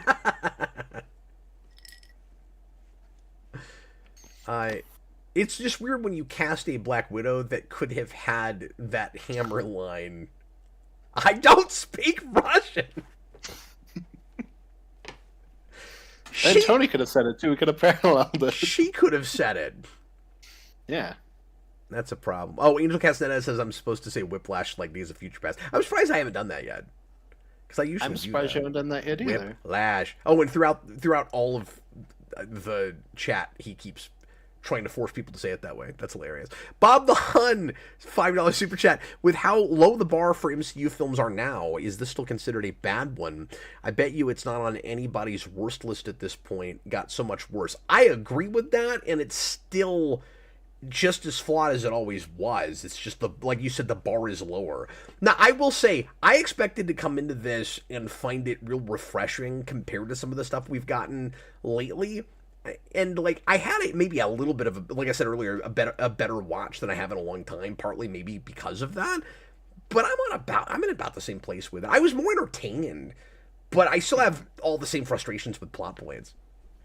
I mean, I'm having a good time watching this again. I like this movie. I would change so much about it. Uh, so that you have that, but I also don't think this was ever the worst MCU film. Like even when it came out, uh, You but it thought was one of them for a while. so? You I think so Hulk you is so you worse at still this like point. Incredible Hulk less than this? Yeah, I think Incredible Hulk is worse than this at this point. So And I then I also think Thor is worse than this. so can I talk out of both sides of my face for a minute and say I'd rather Do it. watch this, but Incredible Hulk is I think the better movie.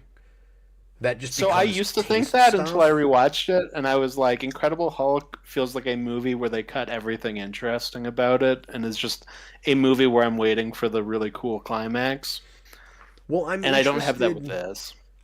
to go back to it when we finally do our commentary on it because I've not watched it in a lot of Yeah. years. But that Yeah. is one of those movies, kind of like I don't want to compare these too much because one of these is better than the other one. But like sort of like a Star Trek: The Motion Picture, where once I started talking about it with somebody or writing about it, I got a lot more out of it. Yeah. And so, Uh, Incredible Hulk's not a movie that I have fun watching, but there was more going on than I ever gave it credit for. he's already out of it, but I did want to complain. Coulson really doesn't need to be in this movie, and it's kind of just a waste of time. Well, he's there because he was in the first one. Yeah, but it's like we already have a Shield agent spying on him, and then we're gonna take her away to then replace her with the one from the first movie, so that he can be in this for a bit, and to set up Thor so that we can have more Avengers stuff. Like all that just feels so unnecessary and is Yeah. just wasting time. He's there to sort of be the babysitter for a minute when Tony's not allowed to leave, but I don't know why Black Widow couldn't do that, especially because he couldn't take her in a fight, and he could take Coulson all day long. So, Maybe I don't know. Maybe Coulson could take him. I don't know. yeah, maybe so. Probably not. But probably not. He definitely couldn't beat Black Widow. Probably not. I'm saying without a suit. Yeah. No, I know. Just for the audience. I'm just letting everybody know. I just mean without a suit. No, Coulson could definitely take Iron Man.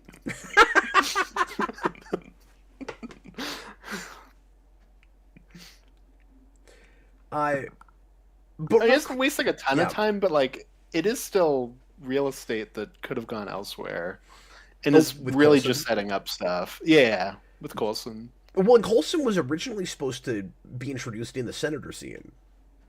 Or Okay, see in if the he had a Senate bigger scene. role, maybe that would be better. But it's the fact that he shows up like last minute To be and is fair, really just there for it setup. wouldn't have been much of a bigger role. They just kind of introduced him, like reintroduced him there because that was more or less the place in the first movie that he shows up.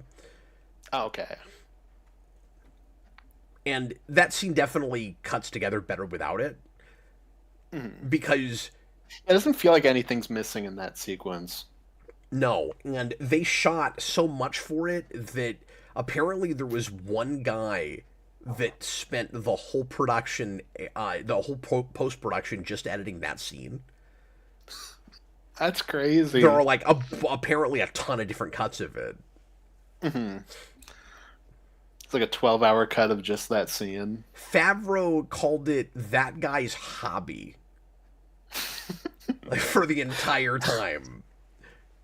I want to hope that because there's that whole thing with Stanley Kubrick where apparently up to the day died, he was still editing The Shining just personally. I want to hope that that guy is still somewhere editing that scene in Iron Man 2. He's still working on it. Yeah, exactly. He's still trying to get it perfect.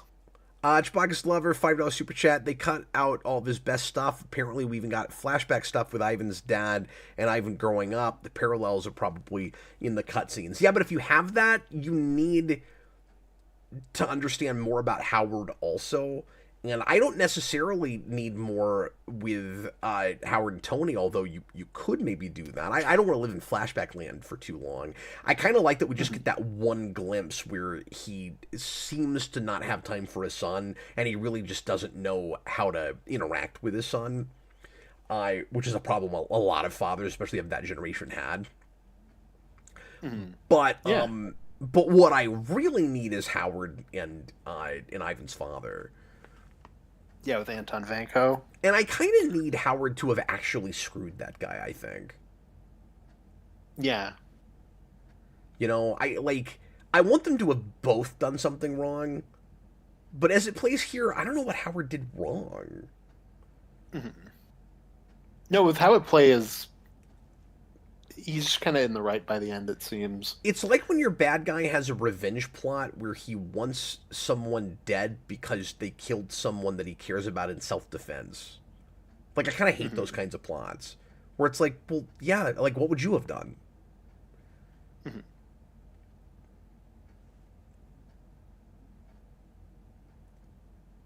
Like, I just can't relate to that. Mickey Rourke just did like a Tommy Wiseau laugh where he's like, Tony, how are you doing? Oh, hi, Mark. Tony, how is your sex life? And I'm, because I don't want to sound like a hypocrite, I like flat out, like evil villains that are fun to watch be bad, and you can have them come from a place and still make them just flat out like absolutely horrible and terrible. I don't feel like that's what this is supposed to be, really. Mm-hmm. No, I don't think so either.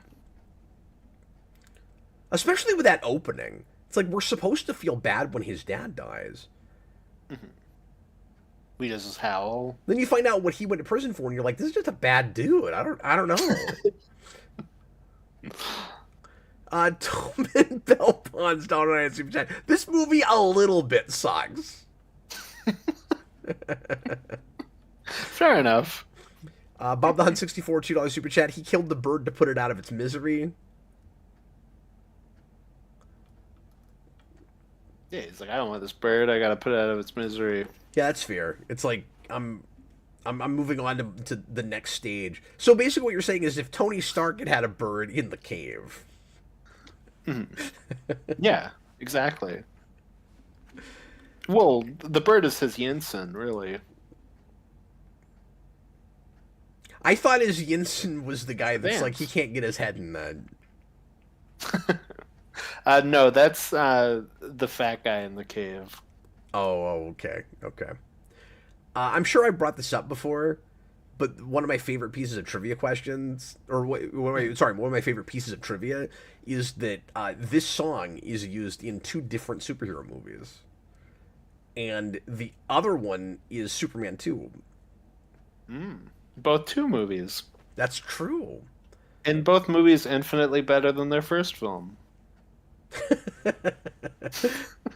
I enjoy Superman 2 better than 1. I cannot begin to say that about this, but even if you think that secretly, I do think that. Well, not secretly. In Superman 2, correctly. It's the song that's playing at the diner when Clark deals with that bully guy. Okay. Weird. Yeah. One of the funniest things with him, and I don't usually like awkward comedy, but for some reason with him, it all works and makes me laugh. When he's like, the press is gonna run out of ink, just nobody is impressed by that. It's so funny Because it's such a lame line.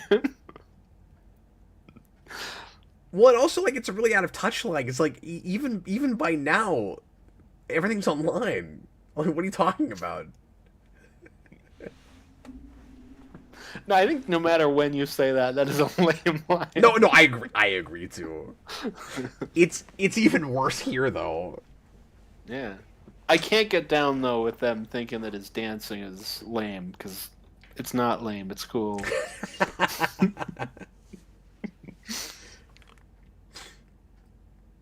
Also, because especially some of the earlier MCU films have this, where we're a little afraid to go to comic booky things. Just call him War Machine. Yeah. We don't need a cute moment where he says the War Machine. And then, inevitably... Then he doesn't need to be introduced as, like, RX-163 or whatever. Like, just call him... And the War Machine. I know I'm saying this in hindsight, but I think we still fall into this trap sometimes. If eventually that's just going to be a superhero name. Why can't it just be his name in the first place? By Iron No, Man and 3, they're just calling him War Machine. So, like, why do we need a yeah. cute line that sets it up? Why can't that just be... Is that, like, we have Iron Man. If your if your main character has a superhero name, why can't other superheroes have superhero names? But Iron Man also kind of has it in the first one. But at least by the end of the movie, he just is flat out calling himself that. He does at least call At himself least that says, at I the am end, Iron yeah. Man. Like, once Yeah. you've had that, you're right. That movie also has that problem. Once you have that, why can't the next movie just be like, yeah, I'm War Machine? Mhm. Like, No, I agree. And also, I it if they think that that's too silly and comic booky, they should just think about it thematically. They should just think about the story they're telling, because the senator guy, the Hydra guy, is saying, Iron Man is a weapon, and Iron Man's saying, no, I'm not. I'm a shield. I'm a nuclear deterrent. And then when you actually use it for the government, they call it War Machine. To like really Well, we're drive still home, this is a weapon, and only the government should be trusted to use it. yeah. That's No, not we're me still saying very that. I don't think the government should be 9/11. trusted to use that, but it was very good. But I said, and we're still very post 9/11. Like, I think it would make sense too. Absolutely. Yeah, we would lay that kind of stuff on way thick. Mhm. But he should just be called War Machine. And when it comes up at the party, is so awkward. Yeah, I've never liked them. Like the Ironmonger one in the first movie, I think at least plays better than the War Machine one in this. Or like it at least makes sense in context. Well, and they think that's really clever. I wouldn't have a problem with that line if that's what he was just already calling himself. Mhm. And then it isn't like this is how we get that reference in there. It's just him going, "Oh, you want to be like okay, this is your chance to prove that you're War Machine." Like, okay, fine, but that's not what they're doing. Yeah. It just makes me want to take it to the furthest extremes. Like, you want to be a Spider-Man? Like, just do it with like every character. Like, Austin, I never thought about this before. We sort of foreshadow this fight in the sky at the beginning when he gets hit with fireworks. yep. That's kind of cool. Yeah. I also like this drone stuff. I think this action is still pretty fun. I don't think it's as good as the race sequence, but I do think it's pretty fun. No, I agree. I liked it better on this viewing. No, and I especially like when they finally do land and fight. The way we end it is too easy, and then I don't like when Vanko shows up. But that sequence beforehand, I think, is genuinely pretty cool and well Mm-hmm. storyboarded. Just all the drone stuff. Well, you got Getty Yeah, Tartakovsky, man. exactly, Like and you can tell. you can't go wrong with that. Dan Schneider, $5 super chat. Elijah Dushku talked about auditioning for Black Widow and talked about developing a Russian accent. This was in a Howard Stern interview from '08. I vaguely remember hearing about that. It's just so weird that they didn't expect Scarlett Johansson to do one. That they let her get away with Well, just not doing it. it should also probably be noted that she is a second pick, where it was supposed to be Emily Blunt, who was Yes. busy with Gulliver's Travels, and I think she would have been really good as Black Widow. Mm-hmm. Um, Well, I've said this but before, but I like Johansson fine. yeah, I, but there might have been better choices, and the only time she really impresses me is in Winter Soldier. Everywhere else, I think she's just serviceable. I think she's really good in that movie. yeah, I kind of have just the she's fine, I guess. Yeah, Um, but I think a lot of it's probably just what they gave her in that too. Like she mhm. doesn't get a whole lot of character stuff to work with much of the time. Yeah, but like by Avengers, which is her next film, that she gets a ton to do. That's true. And I still have that like, she's fine.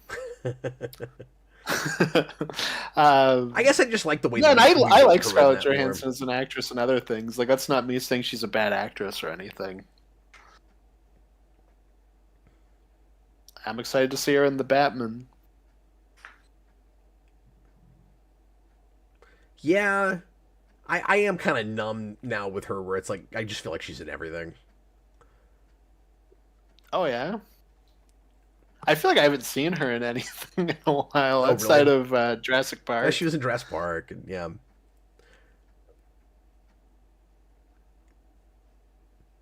So you didn't mention that kid is Spider Man. No, because it's dumb. It doesn't make any sense. I mean, I guess it could be. But wouldn't he mention that? Ah, Mr. Stark, I remember this one time we met and you shot our drone. I might have died if you That's hadn't been standing awesome. there. It was a very important moment in my life, considering I might have been dead. Iron Man, are you telling me that I would have been dead if that drone almost killed me? Ah, I'm Damn, late for I'm late for preschool. school. I'm late for preschool.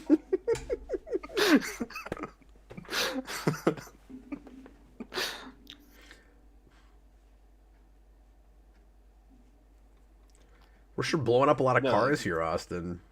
we are blowing up a lot of cars. Whoever is controlling War Machine, by which I mean Vanko, can't aim apparently. So is it a little awkward that I'm just asking the question because I can't decide how to feel about it. Is it a little awkward that Hammer has this whole plan to uh, to upstage Tony Stark, and he goes through all this effort to bring in this bad guy to build him stuff, and the guy doesn't build him what he's wanting, and also he should be able to tell that he's building an escape plan, just like with Tony in the cave. But that's whatever. Yeah. And he gets lucky that the government drops War Machine on him, so he actually never needed Vanko to do anything. Mm-hmm. Like, his presentation could have just been War Machine, and you wouldn't have needed anything else. Yeah. No, it's just part of my. I wish they were tied together. Like, I wish the villain plot was part of why Rhodey gets the suit.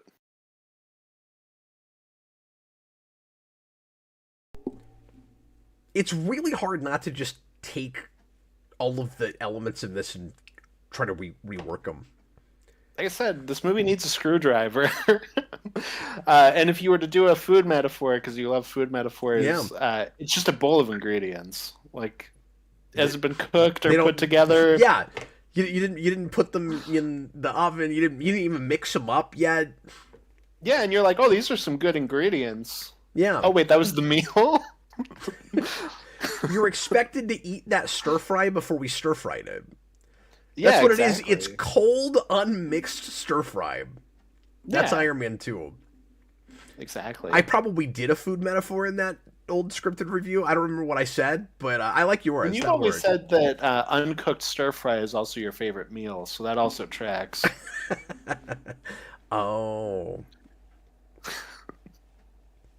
So, like I said earlier, I've always said that it's weird that Venko ostensibly gets what he wants, and then he's still after Tony at the end of this. And, I mean, I guess the only other thing to do with him is just have him escape and run off somewhere. But he seems to still want to hurt Tony so bad he doesn't care if he lives or dies, judging by the fact that he commits suicide at the end. So I feel like all you have to do is, but I don't think the movie is aware enough of this, is have him listening to the news and stuff and realizing that people have not turned on Tony the way he expected them to. And so he's just got to go farther now and finish the plan. Mm-hmm. Yeah. No, that makes sense. Or just go, well, yeah, I still kind of want him dead. Mm-hmm. Well, it's got that Green Goblin thing, except, we at least enjoy Green Goblin with Defoe's performance. And he at least still gets out of he's insane. Yeah, and that too. This guy doesn't have any mental problems. He's just mad. Mm. Yeah. I mean, he's weird. He wants his bird. Yeah. Well, that's why he and Tony are the same. I'm complaining about a scene that's not in the movie. That's the reason they're the same, because they're both eccentric, just in different ways. Like, we're even doing improv banter when they're not on screen. Yeah, to the point where if Favreau talks about this in his commentary, he put them both in the same room and just put a partition between them. And, I was gonna say that has to be how they did that. Yeah, right? let them bounce off of each other. Mm-hmm. You can kind of tell. Yeah. Chewbacca's Lover, $5 super chat. I think the idea is that Ivan thinks Howard screwed his dad even though he didn't. It happened when he was just a kid. It's just poorly communicated. Maybe so, but there are a lot of things... Yeah, with Let's Hear, that is what it is. There are a lot of things that I wish were communicated not just to the audience, but like to these characters. Like it'd be nice if he found that out. It also should be a revelation. It should be a revelation, and also Tony, I think, should have to reveal to the world at the end that he was dying. Mm-hmm. Because he needs to ingratiate himself back to the public, even though apparently the public is still fine with him. But I think that's unrealistic. I think it should be much more the Spider-Man thing, where like some people are still happy with him, a lot of people aren't. Why doesn't he at the end of this? Because I suggested maybe he has to own up to he was wrong, that he can do all of this on his own. Right. Like, even if he doesn't trust the government, he should at least say, okay, I'm gonna let the government use my tech insofar as Rhodey works for them. Like, he can use it. Maybe Rhodey will trust some other people that can use it. We'll have guardrails in place because I don't trust, some of the up and ups. But obviously I can't be the guy. And the reason is because I almost died. And what would have happened after that? And I think it's too easy for Tony that he doesn't have to tell anybody about that. Mm-hmm. And I get that your answer to that is just not have it in the movie. And that's true. But also him having some sort of liaison thing where Rhodey's in the army, so therefore I'm willing to let him have a suit. Also gets you to that Civil War place a little more naturally. Where he will be in the future be willing to fully be controlled by the government. Yes. Whereas here he's not. Which is, I talked about when we did Civil War, and that because Tony is in such a punk place through this, they have to balance that tightrope where he still has to have elements of that while being on the government side. That could have been a start towards that as an idea. I mean, obviously that requires Marvel to have a plan, and we know that they didn't. Yeah, but even though a lot of people still think they did, I think it also would have helped. I don't want to talk too much about later movies, but I also think it would have helped if Civil War had talked more about the Hydra thing, because Tony could be like, "Look, I was right at the time when I said the government shouldn't have my technology, because look, it turned out that too many people in the government were Hydra agents, but we took care of all of that, and now I trust the people in the government." And conveniently that also aligns with his deciding that he needs oversight because he's done some crazy things. And so he could be dishonest about that. That might not actually be the reason he's doing it, but it would be an argument he has. And that's why I'm saying I think it's kind of more interesting that he doesn't want to give the government his technology when we find out that it's been infiltrated by Hydra agents. And of course he doesn't know that yet. But this movie all by itself, it feels like both sides have a point.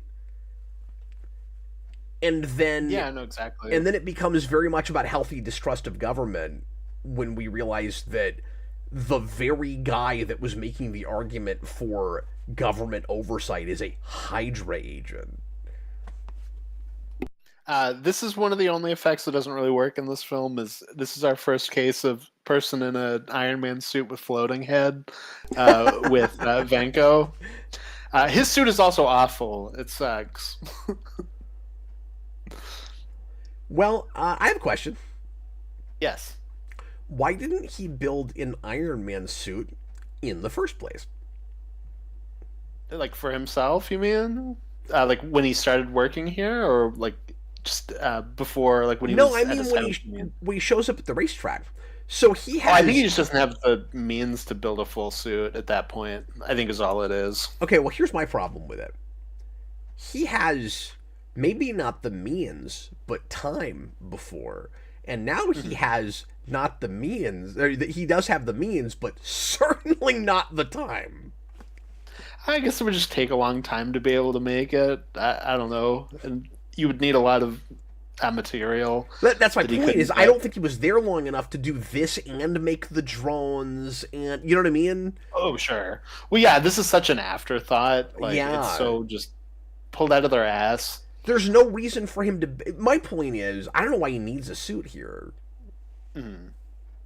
No, I agree. Just have him show up with his whiplash stuff, and maybe he hobbles together a makeshift suit with some of his drone parts, but not like a full blown like. Mhm. No, and I've always thought like if you're gonna make him part Crimson Dynamo, at least give him that suit so it looks different and isn't super generic. But then also how we take him out with the Ghostbusters thing would suck. So we do the cross the streams from Ghostbusters and then immediately follow it up with the ending of Predator, where it's like this is just all cliches the second he showed up. Chewbacca's Lover said with another $5 super chat. Thanks for the support tonight, guys. He says the exposition about his dad from Nick Fury is Fury telling him what actually happened, the real story. Ivan only heard his dad's version as a kid. Here's why that doesn't play for me. I get all of that, but the problem with it is I don't know that Ivan would even care that his father uh, was doing illegal things with that technology, given his own His own background history. with plutonium. Yeah, so like it reads like a guy who's raised wrong by a bad father. So I don't. It doesn't watch like he just doesn't have enough information. Like regardless of what he knows, I think he'd be doing the same thing. Like Mhm. he's just a guy with no principles Yeah. who's just mad because his dad got a bad or like the raw end of the stick, except he didn't. No, he's just a bad dude that ran with a bunch of bad boys.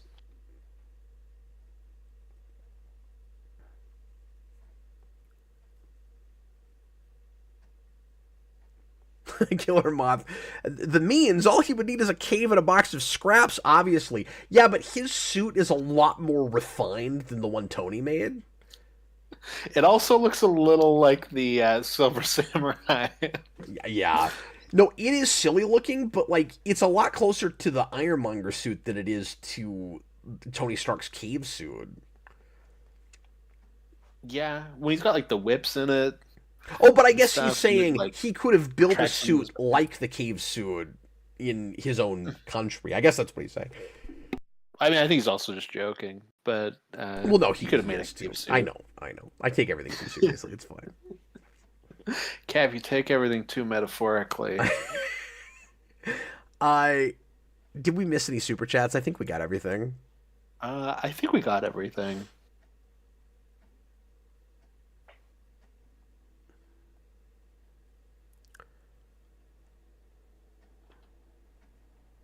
Even now, Rody, why are you such a jerk? Yeah, Why are you so antagonistic, dude?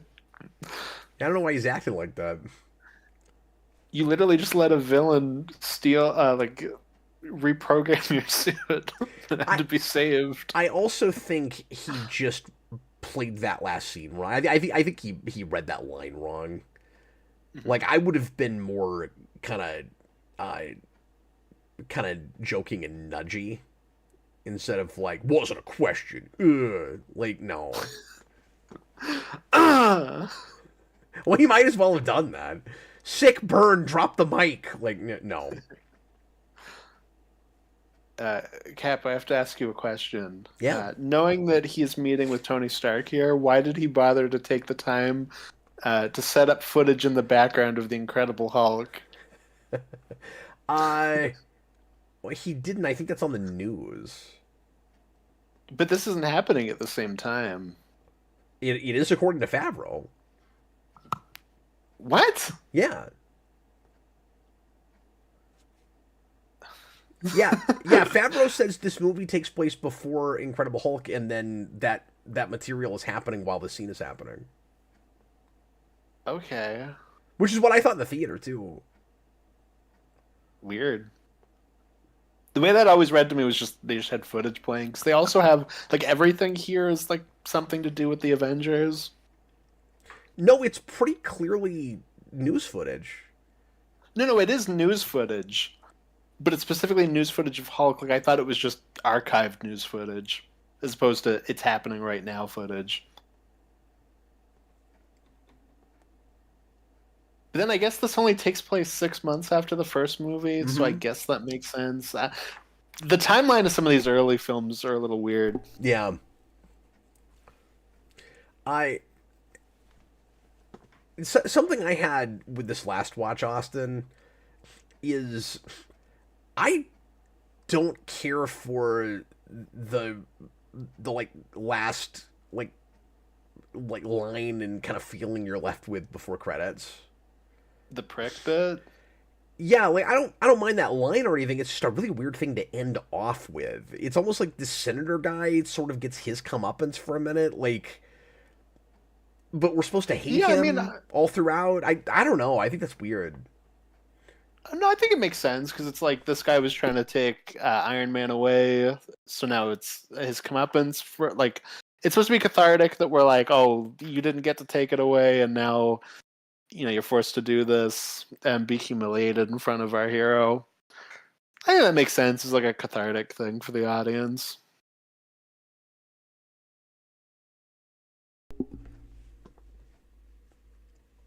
Yeah, I don't know that it does though. Hmm.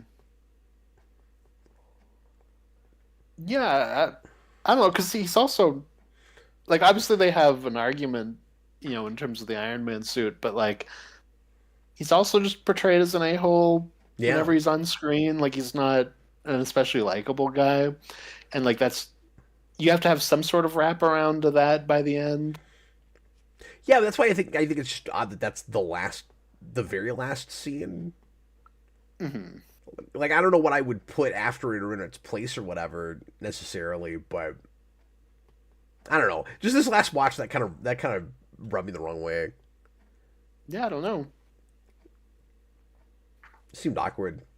But everything about that Hmm. third act is like we really don't know where to take any of this. It's because they realize the foundation's faulty. And again, I kind of want Tony to have to own up to some stuff at the end. And I don't love that they just pin a medal on his chest and that's it. Hmm. No, we're really weird with stuff like that in the MCU with Iron Man, where he can do bad things and it just doesn't really matter.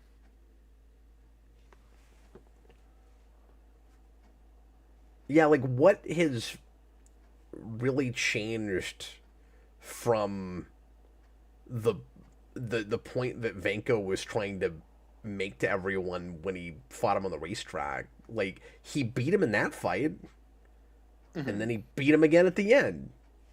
Yeah. Like what's the difference? Well, actually, a lot more property damage. I would think people would be more upset. Yeah. But it's like, well, this is the formula of the movie. He won, and everyone's happy. So we have to have our Star Wars like pin the medal on the like put the medal over the next scene. Hmm. They gotta do that. It's like my Days of Future Past thing. Uh, with how the mutants are fine now, Magneto just dropped a whole baseball diamond on the White House. Yeah, exactly.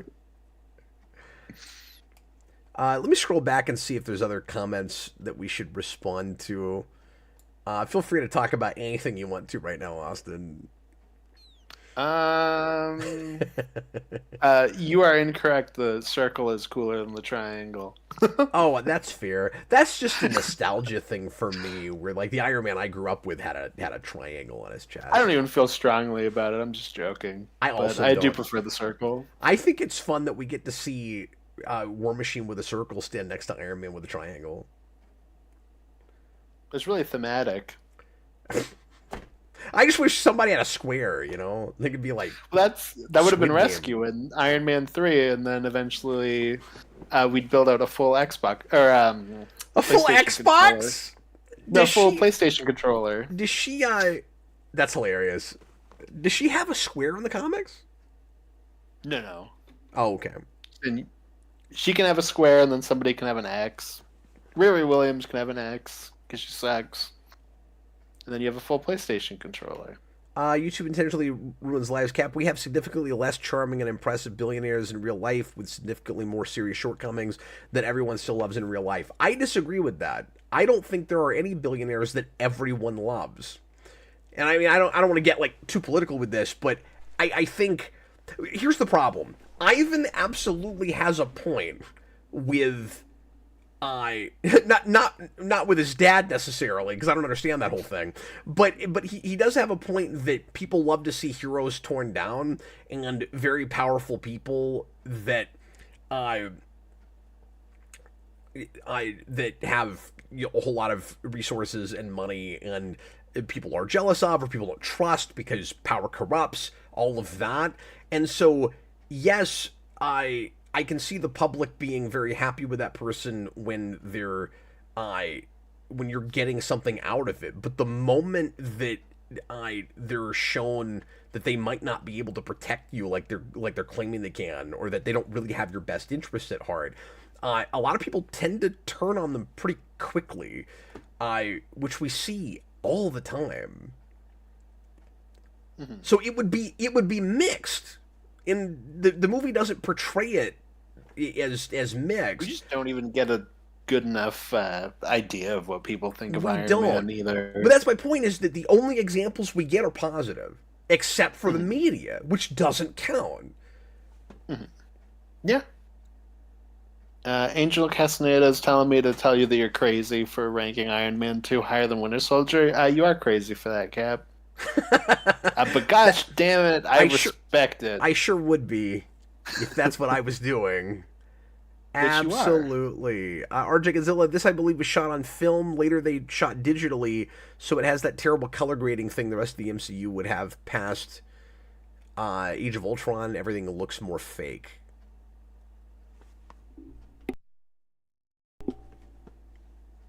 That's a good point.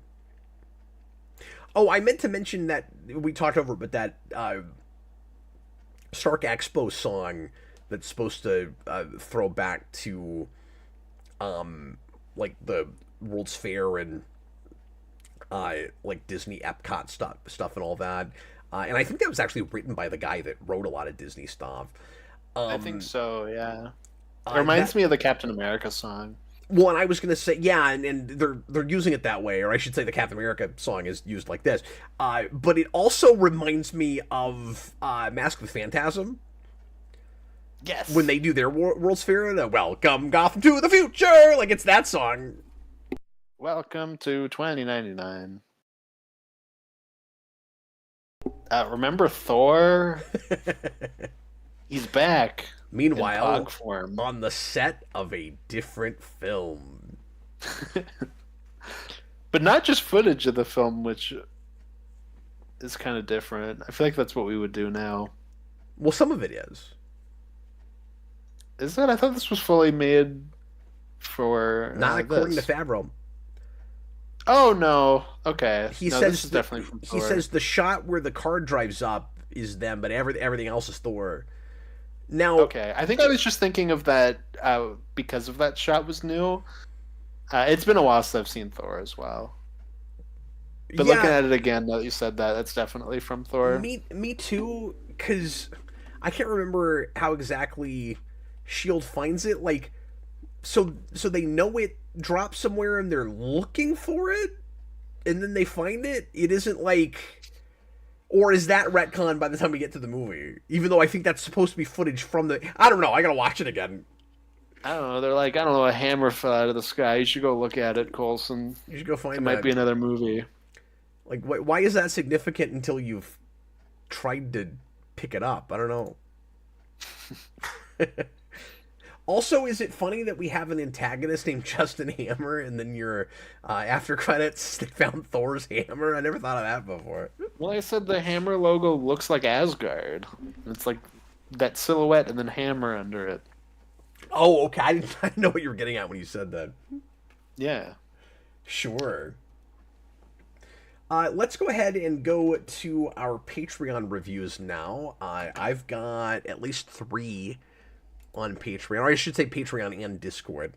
If you become a producer, you can respond to, or also $5 tier, you can respond on either Patreon or Discord on our special Patreon producer Discord.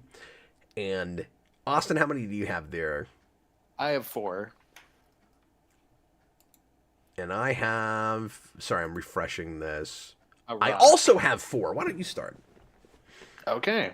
The Captain Coon, he says, I really liked the garden fight and collected the action figures to make my own Hall of Armory. Very sad the action figures went downhill with Avengers and fell off a cliff with Iron Man 3, but at least they made Lego sets for those movies. Hero. It's more a review on the merchandise. Yeah, it sounds like his rating is all about the figures. He's also correct in his analysis of all of that. That is true. Oh, okay. I don't know. I didn't look at any of that stuff. I had toys for the first movie, but that was it. They got significantly cheaper and less detailed and smaller as they went along. Oh, beautiful. Marvel dropped down to like 4.5, 5-inch figures very quickly. That sucks. Not that you can't make good 4.5 figures, but I think they started with bigger ones, if memory serves, and it was kind of sad to see that happen. Victor, it's interesting how episodic this feels, and it's only the 3rd MCU movie. They try to give it some stakes with the whole poison blood plot, but we never doubt for a second that Tony's gonna Deus Ex Machina his way out of it. Aside from the fun Monaco sequence, there's a lot of standing around in colorful clothes and military uniforms. It kind of feels like a less funny episode of I Dream of Jeannie. I did not have that thought, but that's great. Rating villain. Well, hey, I love I Dream of Jeannie, but that's not what you want for this. That's why it's your favorite film. You're like, finally, a Marvel film for me. An I Dream of Jeannie fan. It's a one-off episode of I Dream of Jeannie with no genies. But a war machine. It does have a war machine. Cereal When Pigs Fly. This movie answers the old question, how did Tony fix the urine? Rating hero. That is not a full statement. I don't know what he fixed the urine means. Is he talking about the filtration thing? He's talking about the filtration thing, but it's like half a statement. So it's just he fixed the urine. He fixed it. All right. The urine was broken. He fixed it. He brought sexy back. I don't know. It was a busy day. Now, I am really surprised you just made me think of this because it's the scene right after. I'm surprised that with the big Rhodey Tony fight after the party, Austin, that you are not ranting and raving about how wonderful that fight is because someone gets hit in the face with a kitchen sink. I'm shocked I'm shocked you've not brought that up. That would be like if there was a midget in this movie and you did not bring up the midget. I am shocked. An iron midget. You're right. I what am I doing? No, that part is amazing. I do love when he gets hit with the sink. It's literally the only thing you ever bring up when we talk about BVS, and I always roll my eyes. It's the only good part. Like, I'm so sick of hearing about the sink, and then this happens, and then you don't even bring it up. It's so disappointing. I'm sorry, what am I doing? I'm kidding. I'm just giving you crap. Justin Hayes, I don't know if you know this, but I don't speak Russian. Villain plot needs totally reworked, but I'll be damned if this isn't one of my favorites, both for how fun it is and because it was the first MCU movie I saw, and I watched it on repeat. It's at least a hero for me, even if it probably doesn't deserve it. Baggy also likes BVS, so he just likes movies where people get hit with kitchen sinks. Well, at least BVS wasn't the first superhero movie he saw, and he had it on repeat. I'm gonna say at least it's not the first superhero film with a kitchen sink. Can I say real Chewbacca's quick? Lover. Well, yeah, because it's not because we get that with well, actually, this might be because we also get it. What? No. Maybe a year before with the Spirit. Is that a year before this? Yes. No. That's either 2008 or 2009. So it's either a year before or 2 years before. But yeah, so that is I'm before not sure this. That might It be is the before. first superhero movie where somebody gets hit with a kitchen sink. Oh, okay. That means There we you have go. at least 3 of them, though, so that's wonderful. But hey, real That quick, also means that BVS isn't even the first Frank Millery kitchen sink hit. it's not. It's not. He's ripping off even that. Snyder ripped off even that. But anyway, I want to make a real quick point before we move on, which is because he's talking about how fun this movie is, and I was talking about how it's super quotable. Another line that I to this day say all the time is that bit at the end where he says textbook narcissism, and Tony says agreed.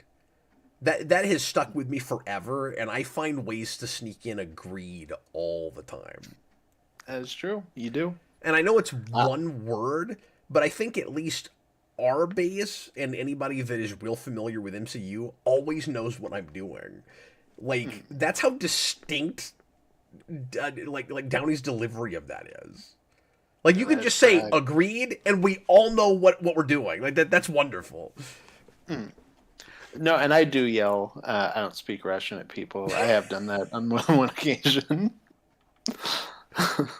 Chewbacca's Lover. He says, I liked it when it came out, and honestly, it is still far more entertaining than a lot of MCU movies that have come out since. Eric's review did convince me that it was one of the best superhero films for a little while. Rating hero. Yeah, but he also said that about every Iron Man movie every time one came out. Killer Moth. Little biased. A little biased. Iron Man is cool. Killer Moth Returns. I remember enjoying the toy line for this movie more than the flick itself, but still a hero. What? This has never happened before. We've never had. I don't think we've ever had tweet-linked reviews that go to figures more than the movie, much less 2 of them in the same commentary. Mm-hmm. Yeah, patrons, I don't know if you know this, but we don't speak merchandising. Grim, he says, Iron Man 2 comes across as a movie that was meddled with constantly by executives, resulting in a lack of focus on character, plot, and theme. The idea of using Crimson Dynamo / Whiplash as a dark reflection or imitation of Iron Man, and Hammer doing the same for Tony Stark is a great idea. But with everything else going on, it almost seems like they're a background idea. Ratting sidekick. That's not even a rating. And he spelled rating wrong. I don't know if he's the same person that's done that before, but anytime somebody says sidekick, I'm like, okay, where is it in the scale? Like, is it I'm assuming it's above villain.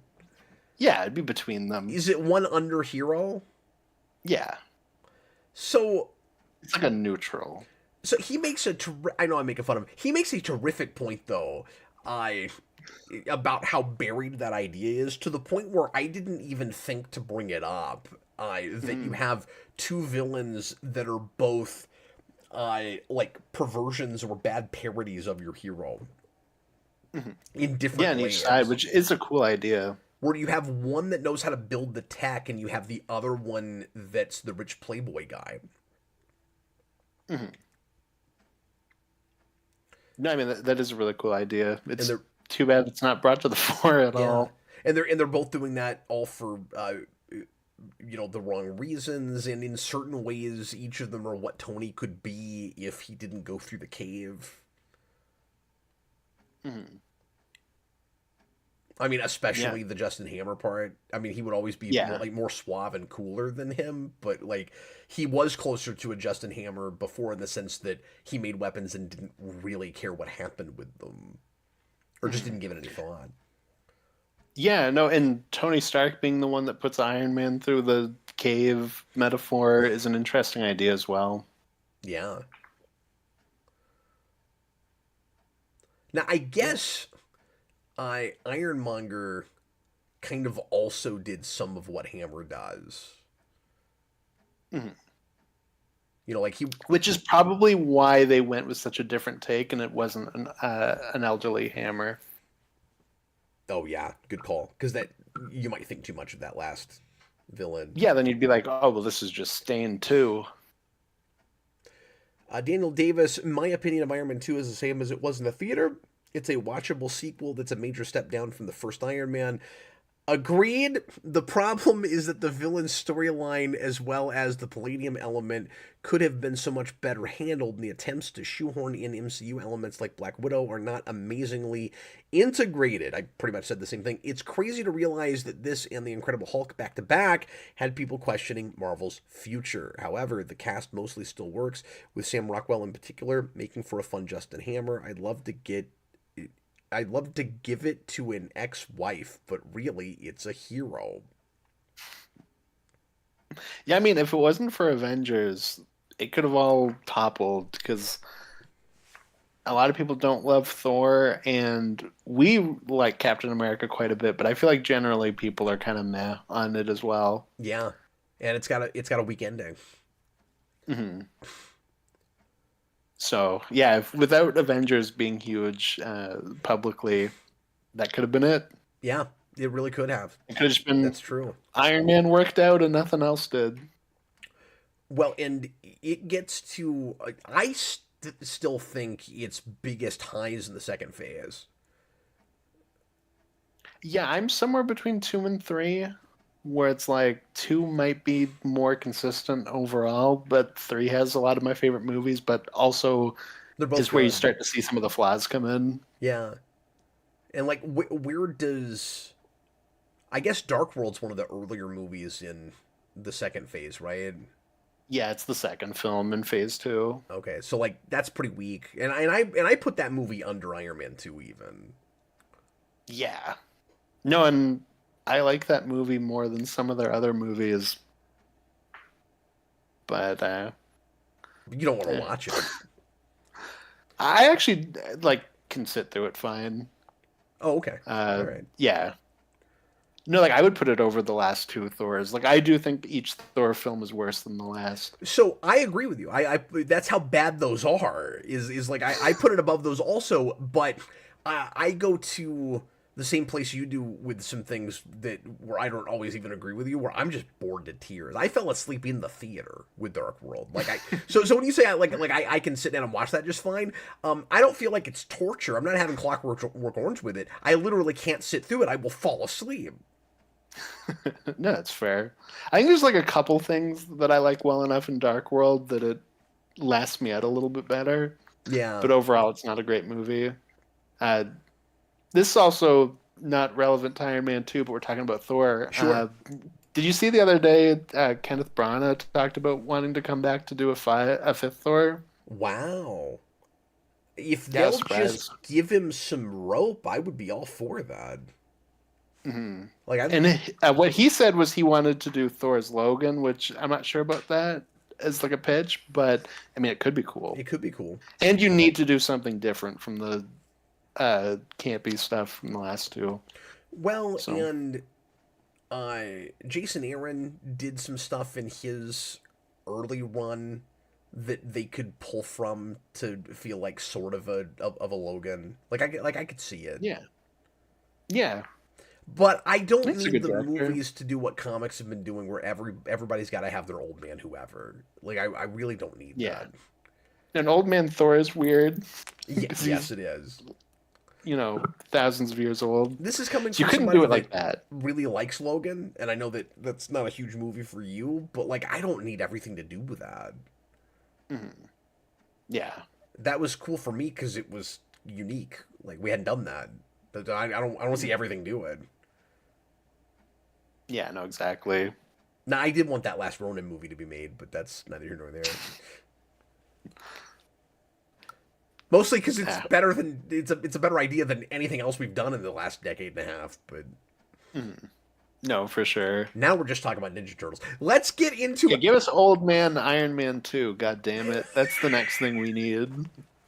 well, yeah, I would be very excited about that because this is apparently my favorite Marvel movie. I Go ahead and give us your rating, Austin. Yeah. Uh, yeah, I like this movie well enough. I have a fun time watching it. It falls apart when you break it down. I will give this a hero.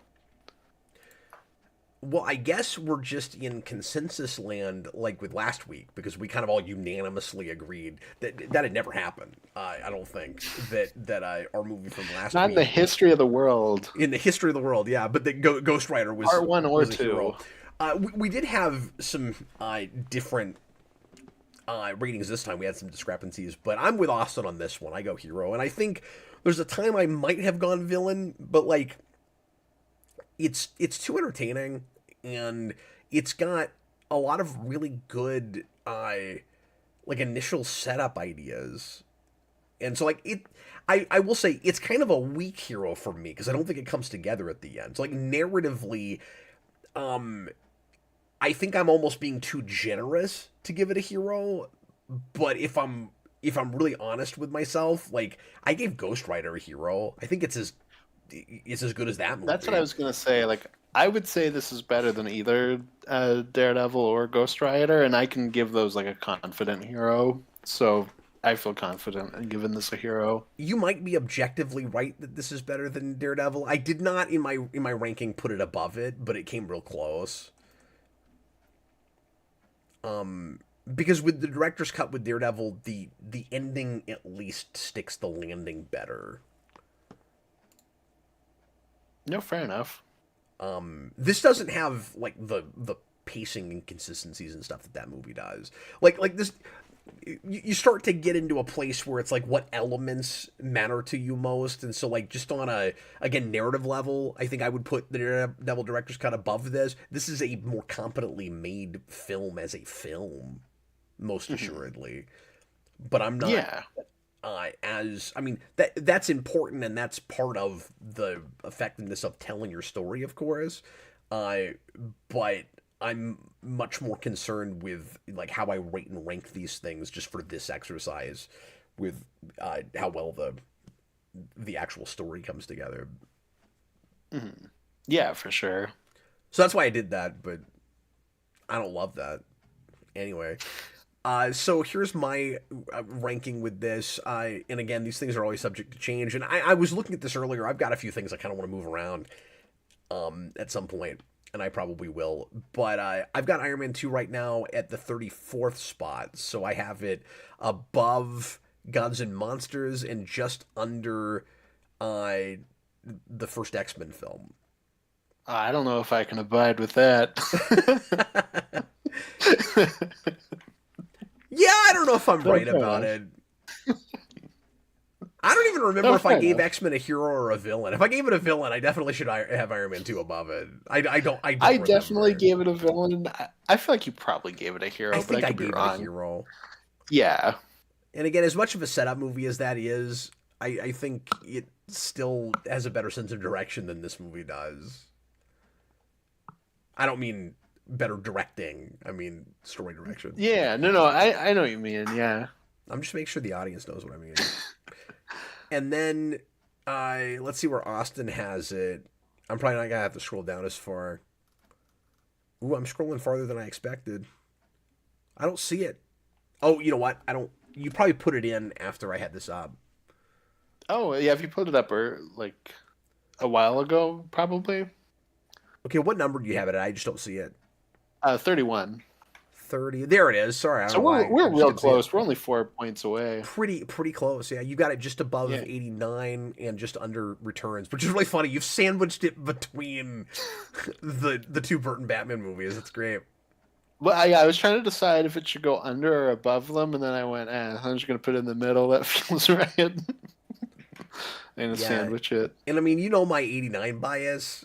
That that story makes as, as much or more sense as 89. It probably technically makes more sense than 89. Yeah, for sure. Yeah, I thought you might have it a little bit a little bit higher than that. People are upset that I didn't give it a legend. Cap is only lying. He's trying to keep cred with the people who are trying to keep Iron Man 2 down. So just keep that in mind, folks. He can't like publicly say it's a legend, but he does mean it. It is number one. Daniverse, we did it. Cap changed his mind a little. Okay, great. What? Not a legend. Uh, okay, great. 34 is a weird way to spell one. It's like a Kansas thing, I think. I know it's a different dialect It's of colloquial. spelling. Yeah, Yeah, you're right. It's a dialect thing. yeah, exactly. It's a different dialect of spelling.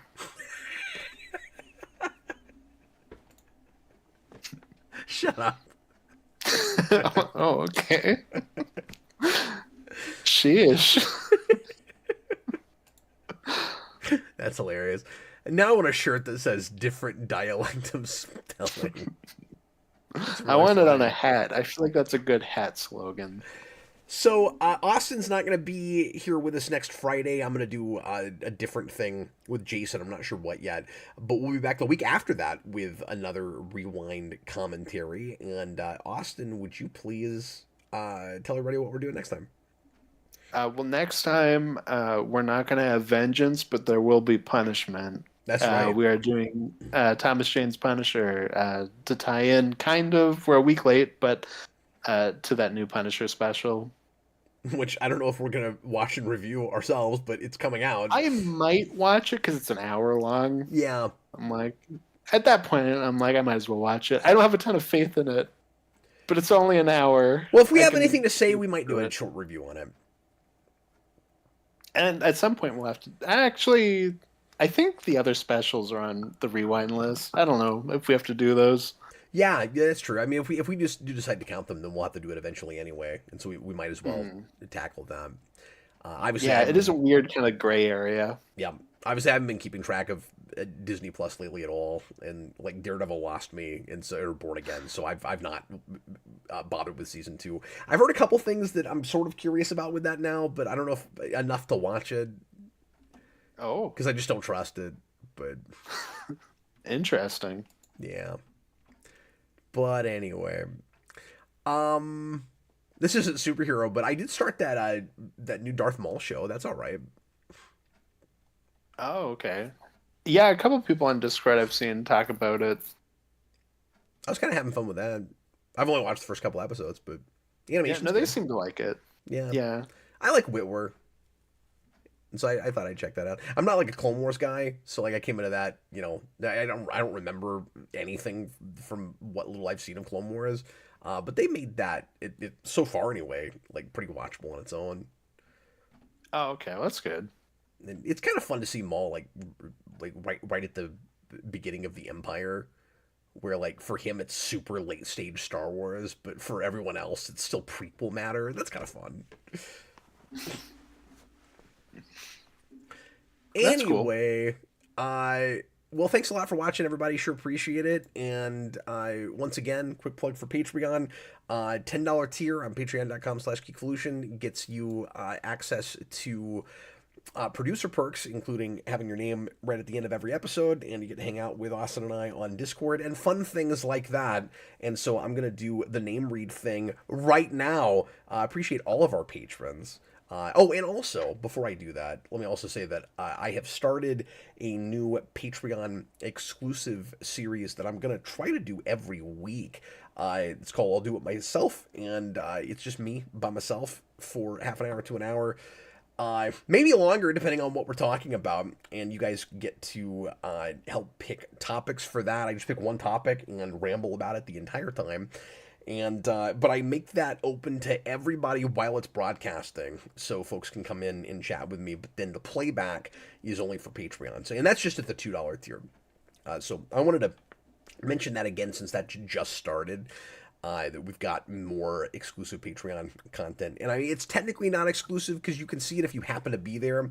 Just that I can drum up an audience, and it's kind of built-in advertisement for it so that people know what's happening. But if you don't happen to show up real late when I do that, and I'll do it on different days too, so like people aren't always going to be able to see that. It'll be on Patreon. Anyway, thanks to all of our patrons, but especially these fine folks, including Jesse Surtees, Vic Blofeld, Jojira, Bag Studios, Victor, Super Billy, Elliot Slater, Doctor, Hello, Gooster123, Joe J. Neff, Matthew Brody, Abic Stark, Kareem Roberts, Damon Begay, Adam March, Serial, When Pigs Fly, Hot Soup, Michael Martin, Kate Blaze, Alfonso Diaz, The Captain Coon, Killer Moth Returns, and Thorn Jones. Austin, I feel like the list got longer. Yeah, there was a couple names there where I'm like, have I heard that before? Thank you guys, really appreciate it. Yeah. Angel Castaneda says it's also appropriate we're doing Punisher since we lost Jerry Conway, and we just did a Jerry Conway show for the Comic Late Night show last week. Mm-hmm. Yeah, exactly. So I'll admit I was not thinking about that, but good point, because we just reviewed the first appearance Punisher last week because of that. No, I wasn't thinking about that either, which is funny because I suggested it. Sometimes you accidentally win. Thanks for all the interaction in the comments tonight, guys. It was a fun, lively stream, and really appreciate all of the super chat support. We will see you again in 2 weeks for another one of these, and I'll have, Austin will be back at least for the comic show next week, but I'll have other fun, geeky stuff, including my new Patreon show. Sorry, you look like you were going to say something. No, I was just going to add that Cap also wants to shout out The Revolution for Iron Man 2 being the best superhero film of all time, even though he can't, by legal means, mention it in this video. Well, thanks for saying that, because I signed an NDA with someone, and I can't actually say that. Exactly. With big Iron Man 3 trying to keep Iron Man 2 down. We're gonna come up. I'm gonna give Iron Man 3 a nemesis. Yeah, exactly. I'm not even gonna bother watching it before we do the commentary. I'm not even gonna watch the movie while we're doing the commentary. Mm-hmm. You're just gonna like mow your lawn while I talk about it, and then you're gonna give it a nemesis. Can you imagine a stream? I'm just mowing the lawn, so the whole time you're talking, we're just hearing. Yeah, it's just me talking about Iron Man 3 with like louder than me. I can't even hear what Austin is saying, and all Cap is doing is mowing. And then at the end, you stop the lawnmower and go, nemesis. Also, I feel like if it would take you the entire runtime of Iron Man 3 to mow your lawn, that might be an issue. I don't know. I don't know how big your lawn is, though, I guess. Well, I've got a front yard and a backyard. Okay. But so maybe. I don't think it would take the whole runtime, no. I think I could do probably half the runtime. Yeah. That seems reasonable to me. Now, eventually my wife and I want some acreage, and then at that point, it probably would be, depending on how much we had, more than the runtime of Iron Man 3. But then it would also depend on, are you on a riding lawnmower? And, like, if you're only on, like, 1 acre and you have a riding lawnmower, you could probably do it quicker than Iron Man 3. When you always specifically, with Sarah, have, like, an hourly conversation about how you have to have more acreage before Iron Man 3 comes up on Rewind. That's true. I don't know why we're still live. Thanks for watching, everybody. We'll see you again real soon. I was Captain Logan, and this was Austin the Day Ghost. Good night, Ultimate Humans. We love you. Bye, folks.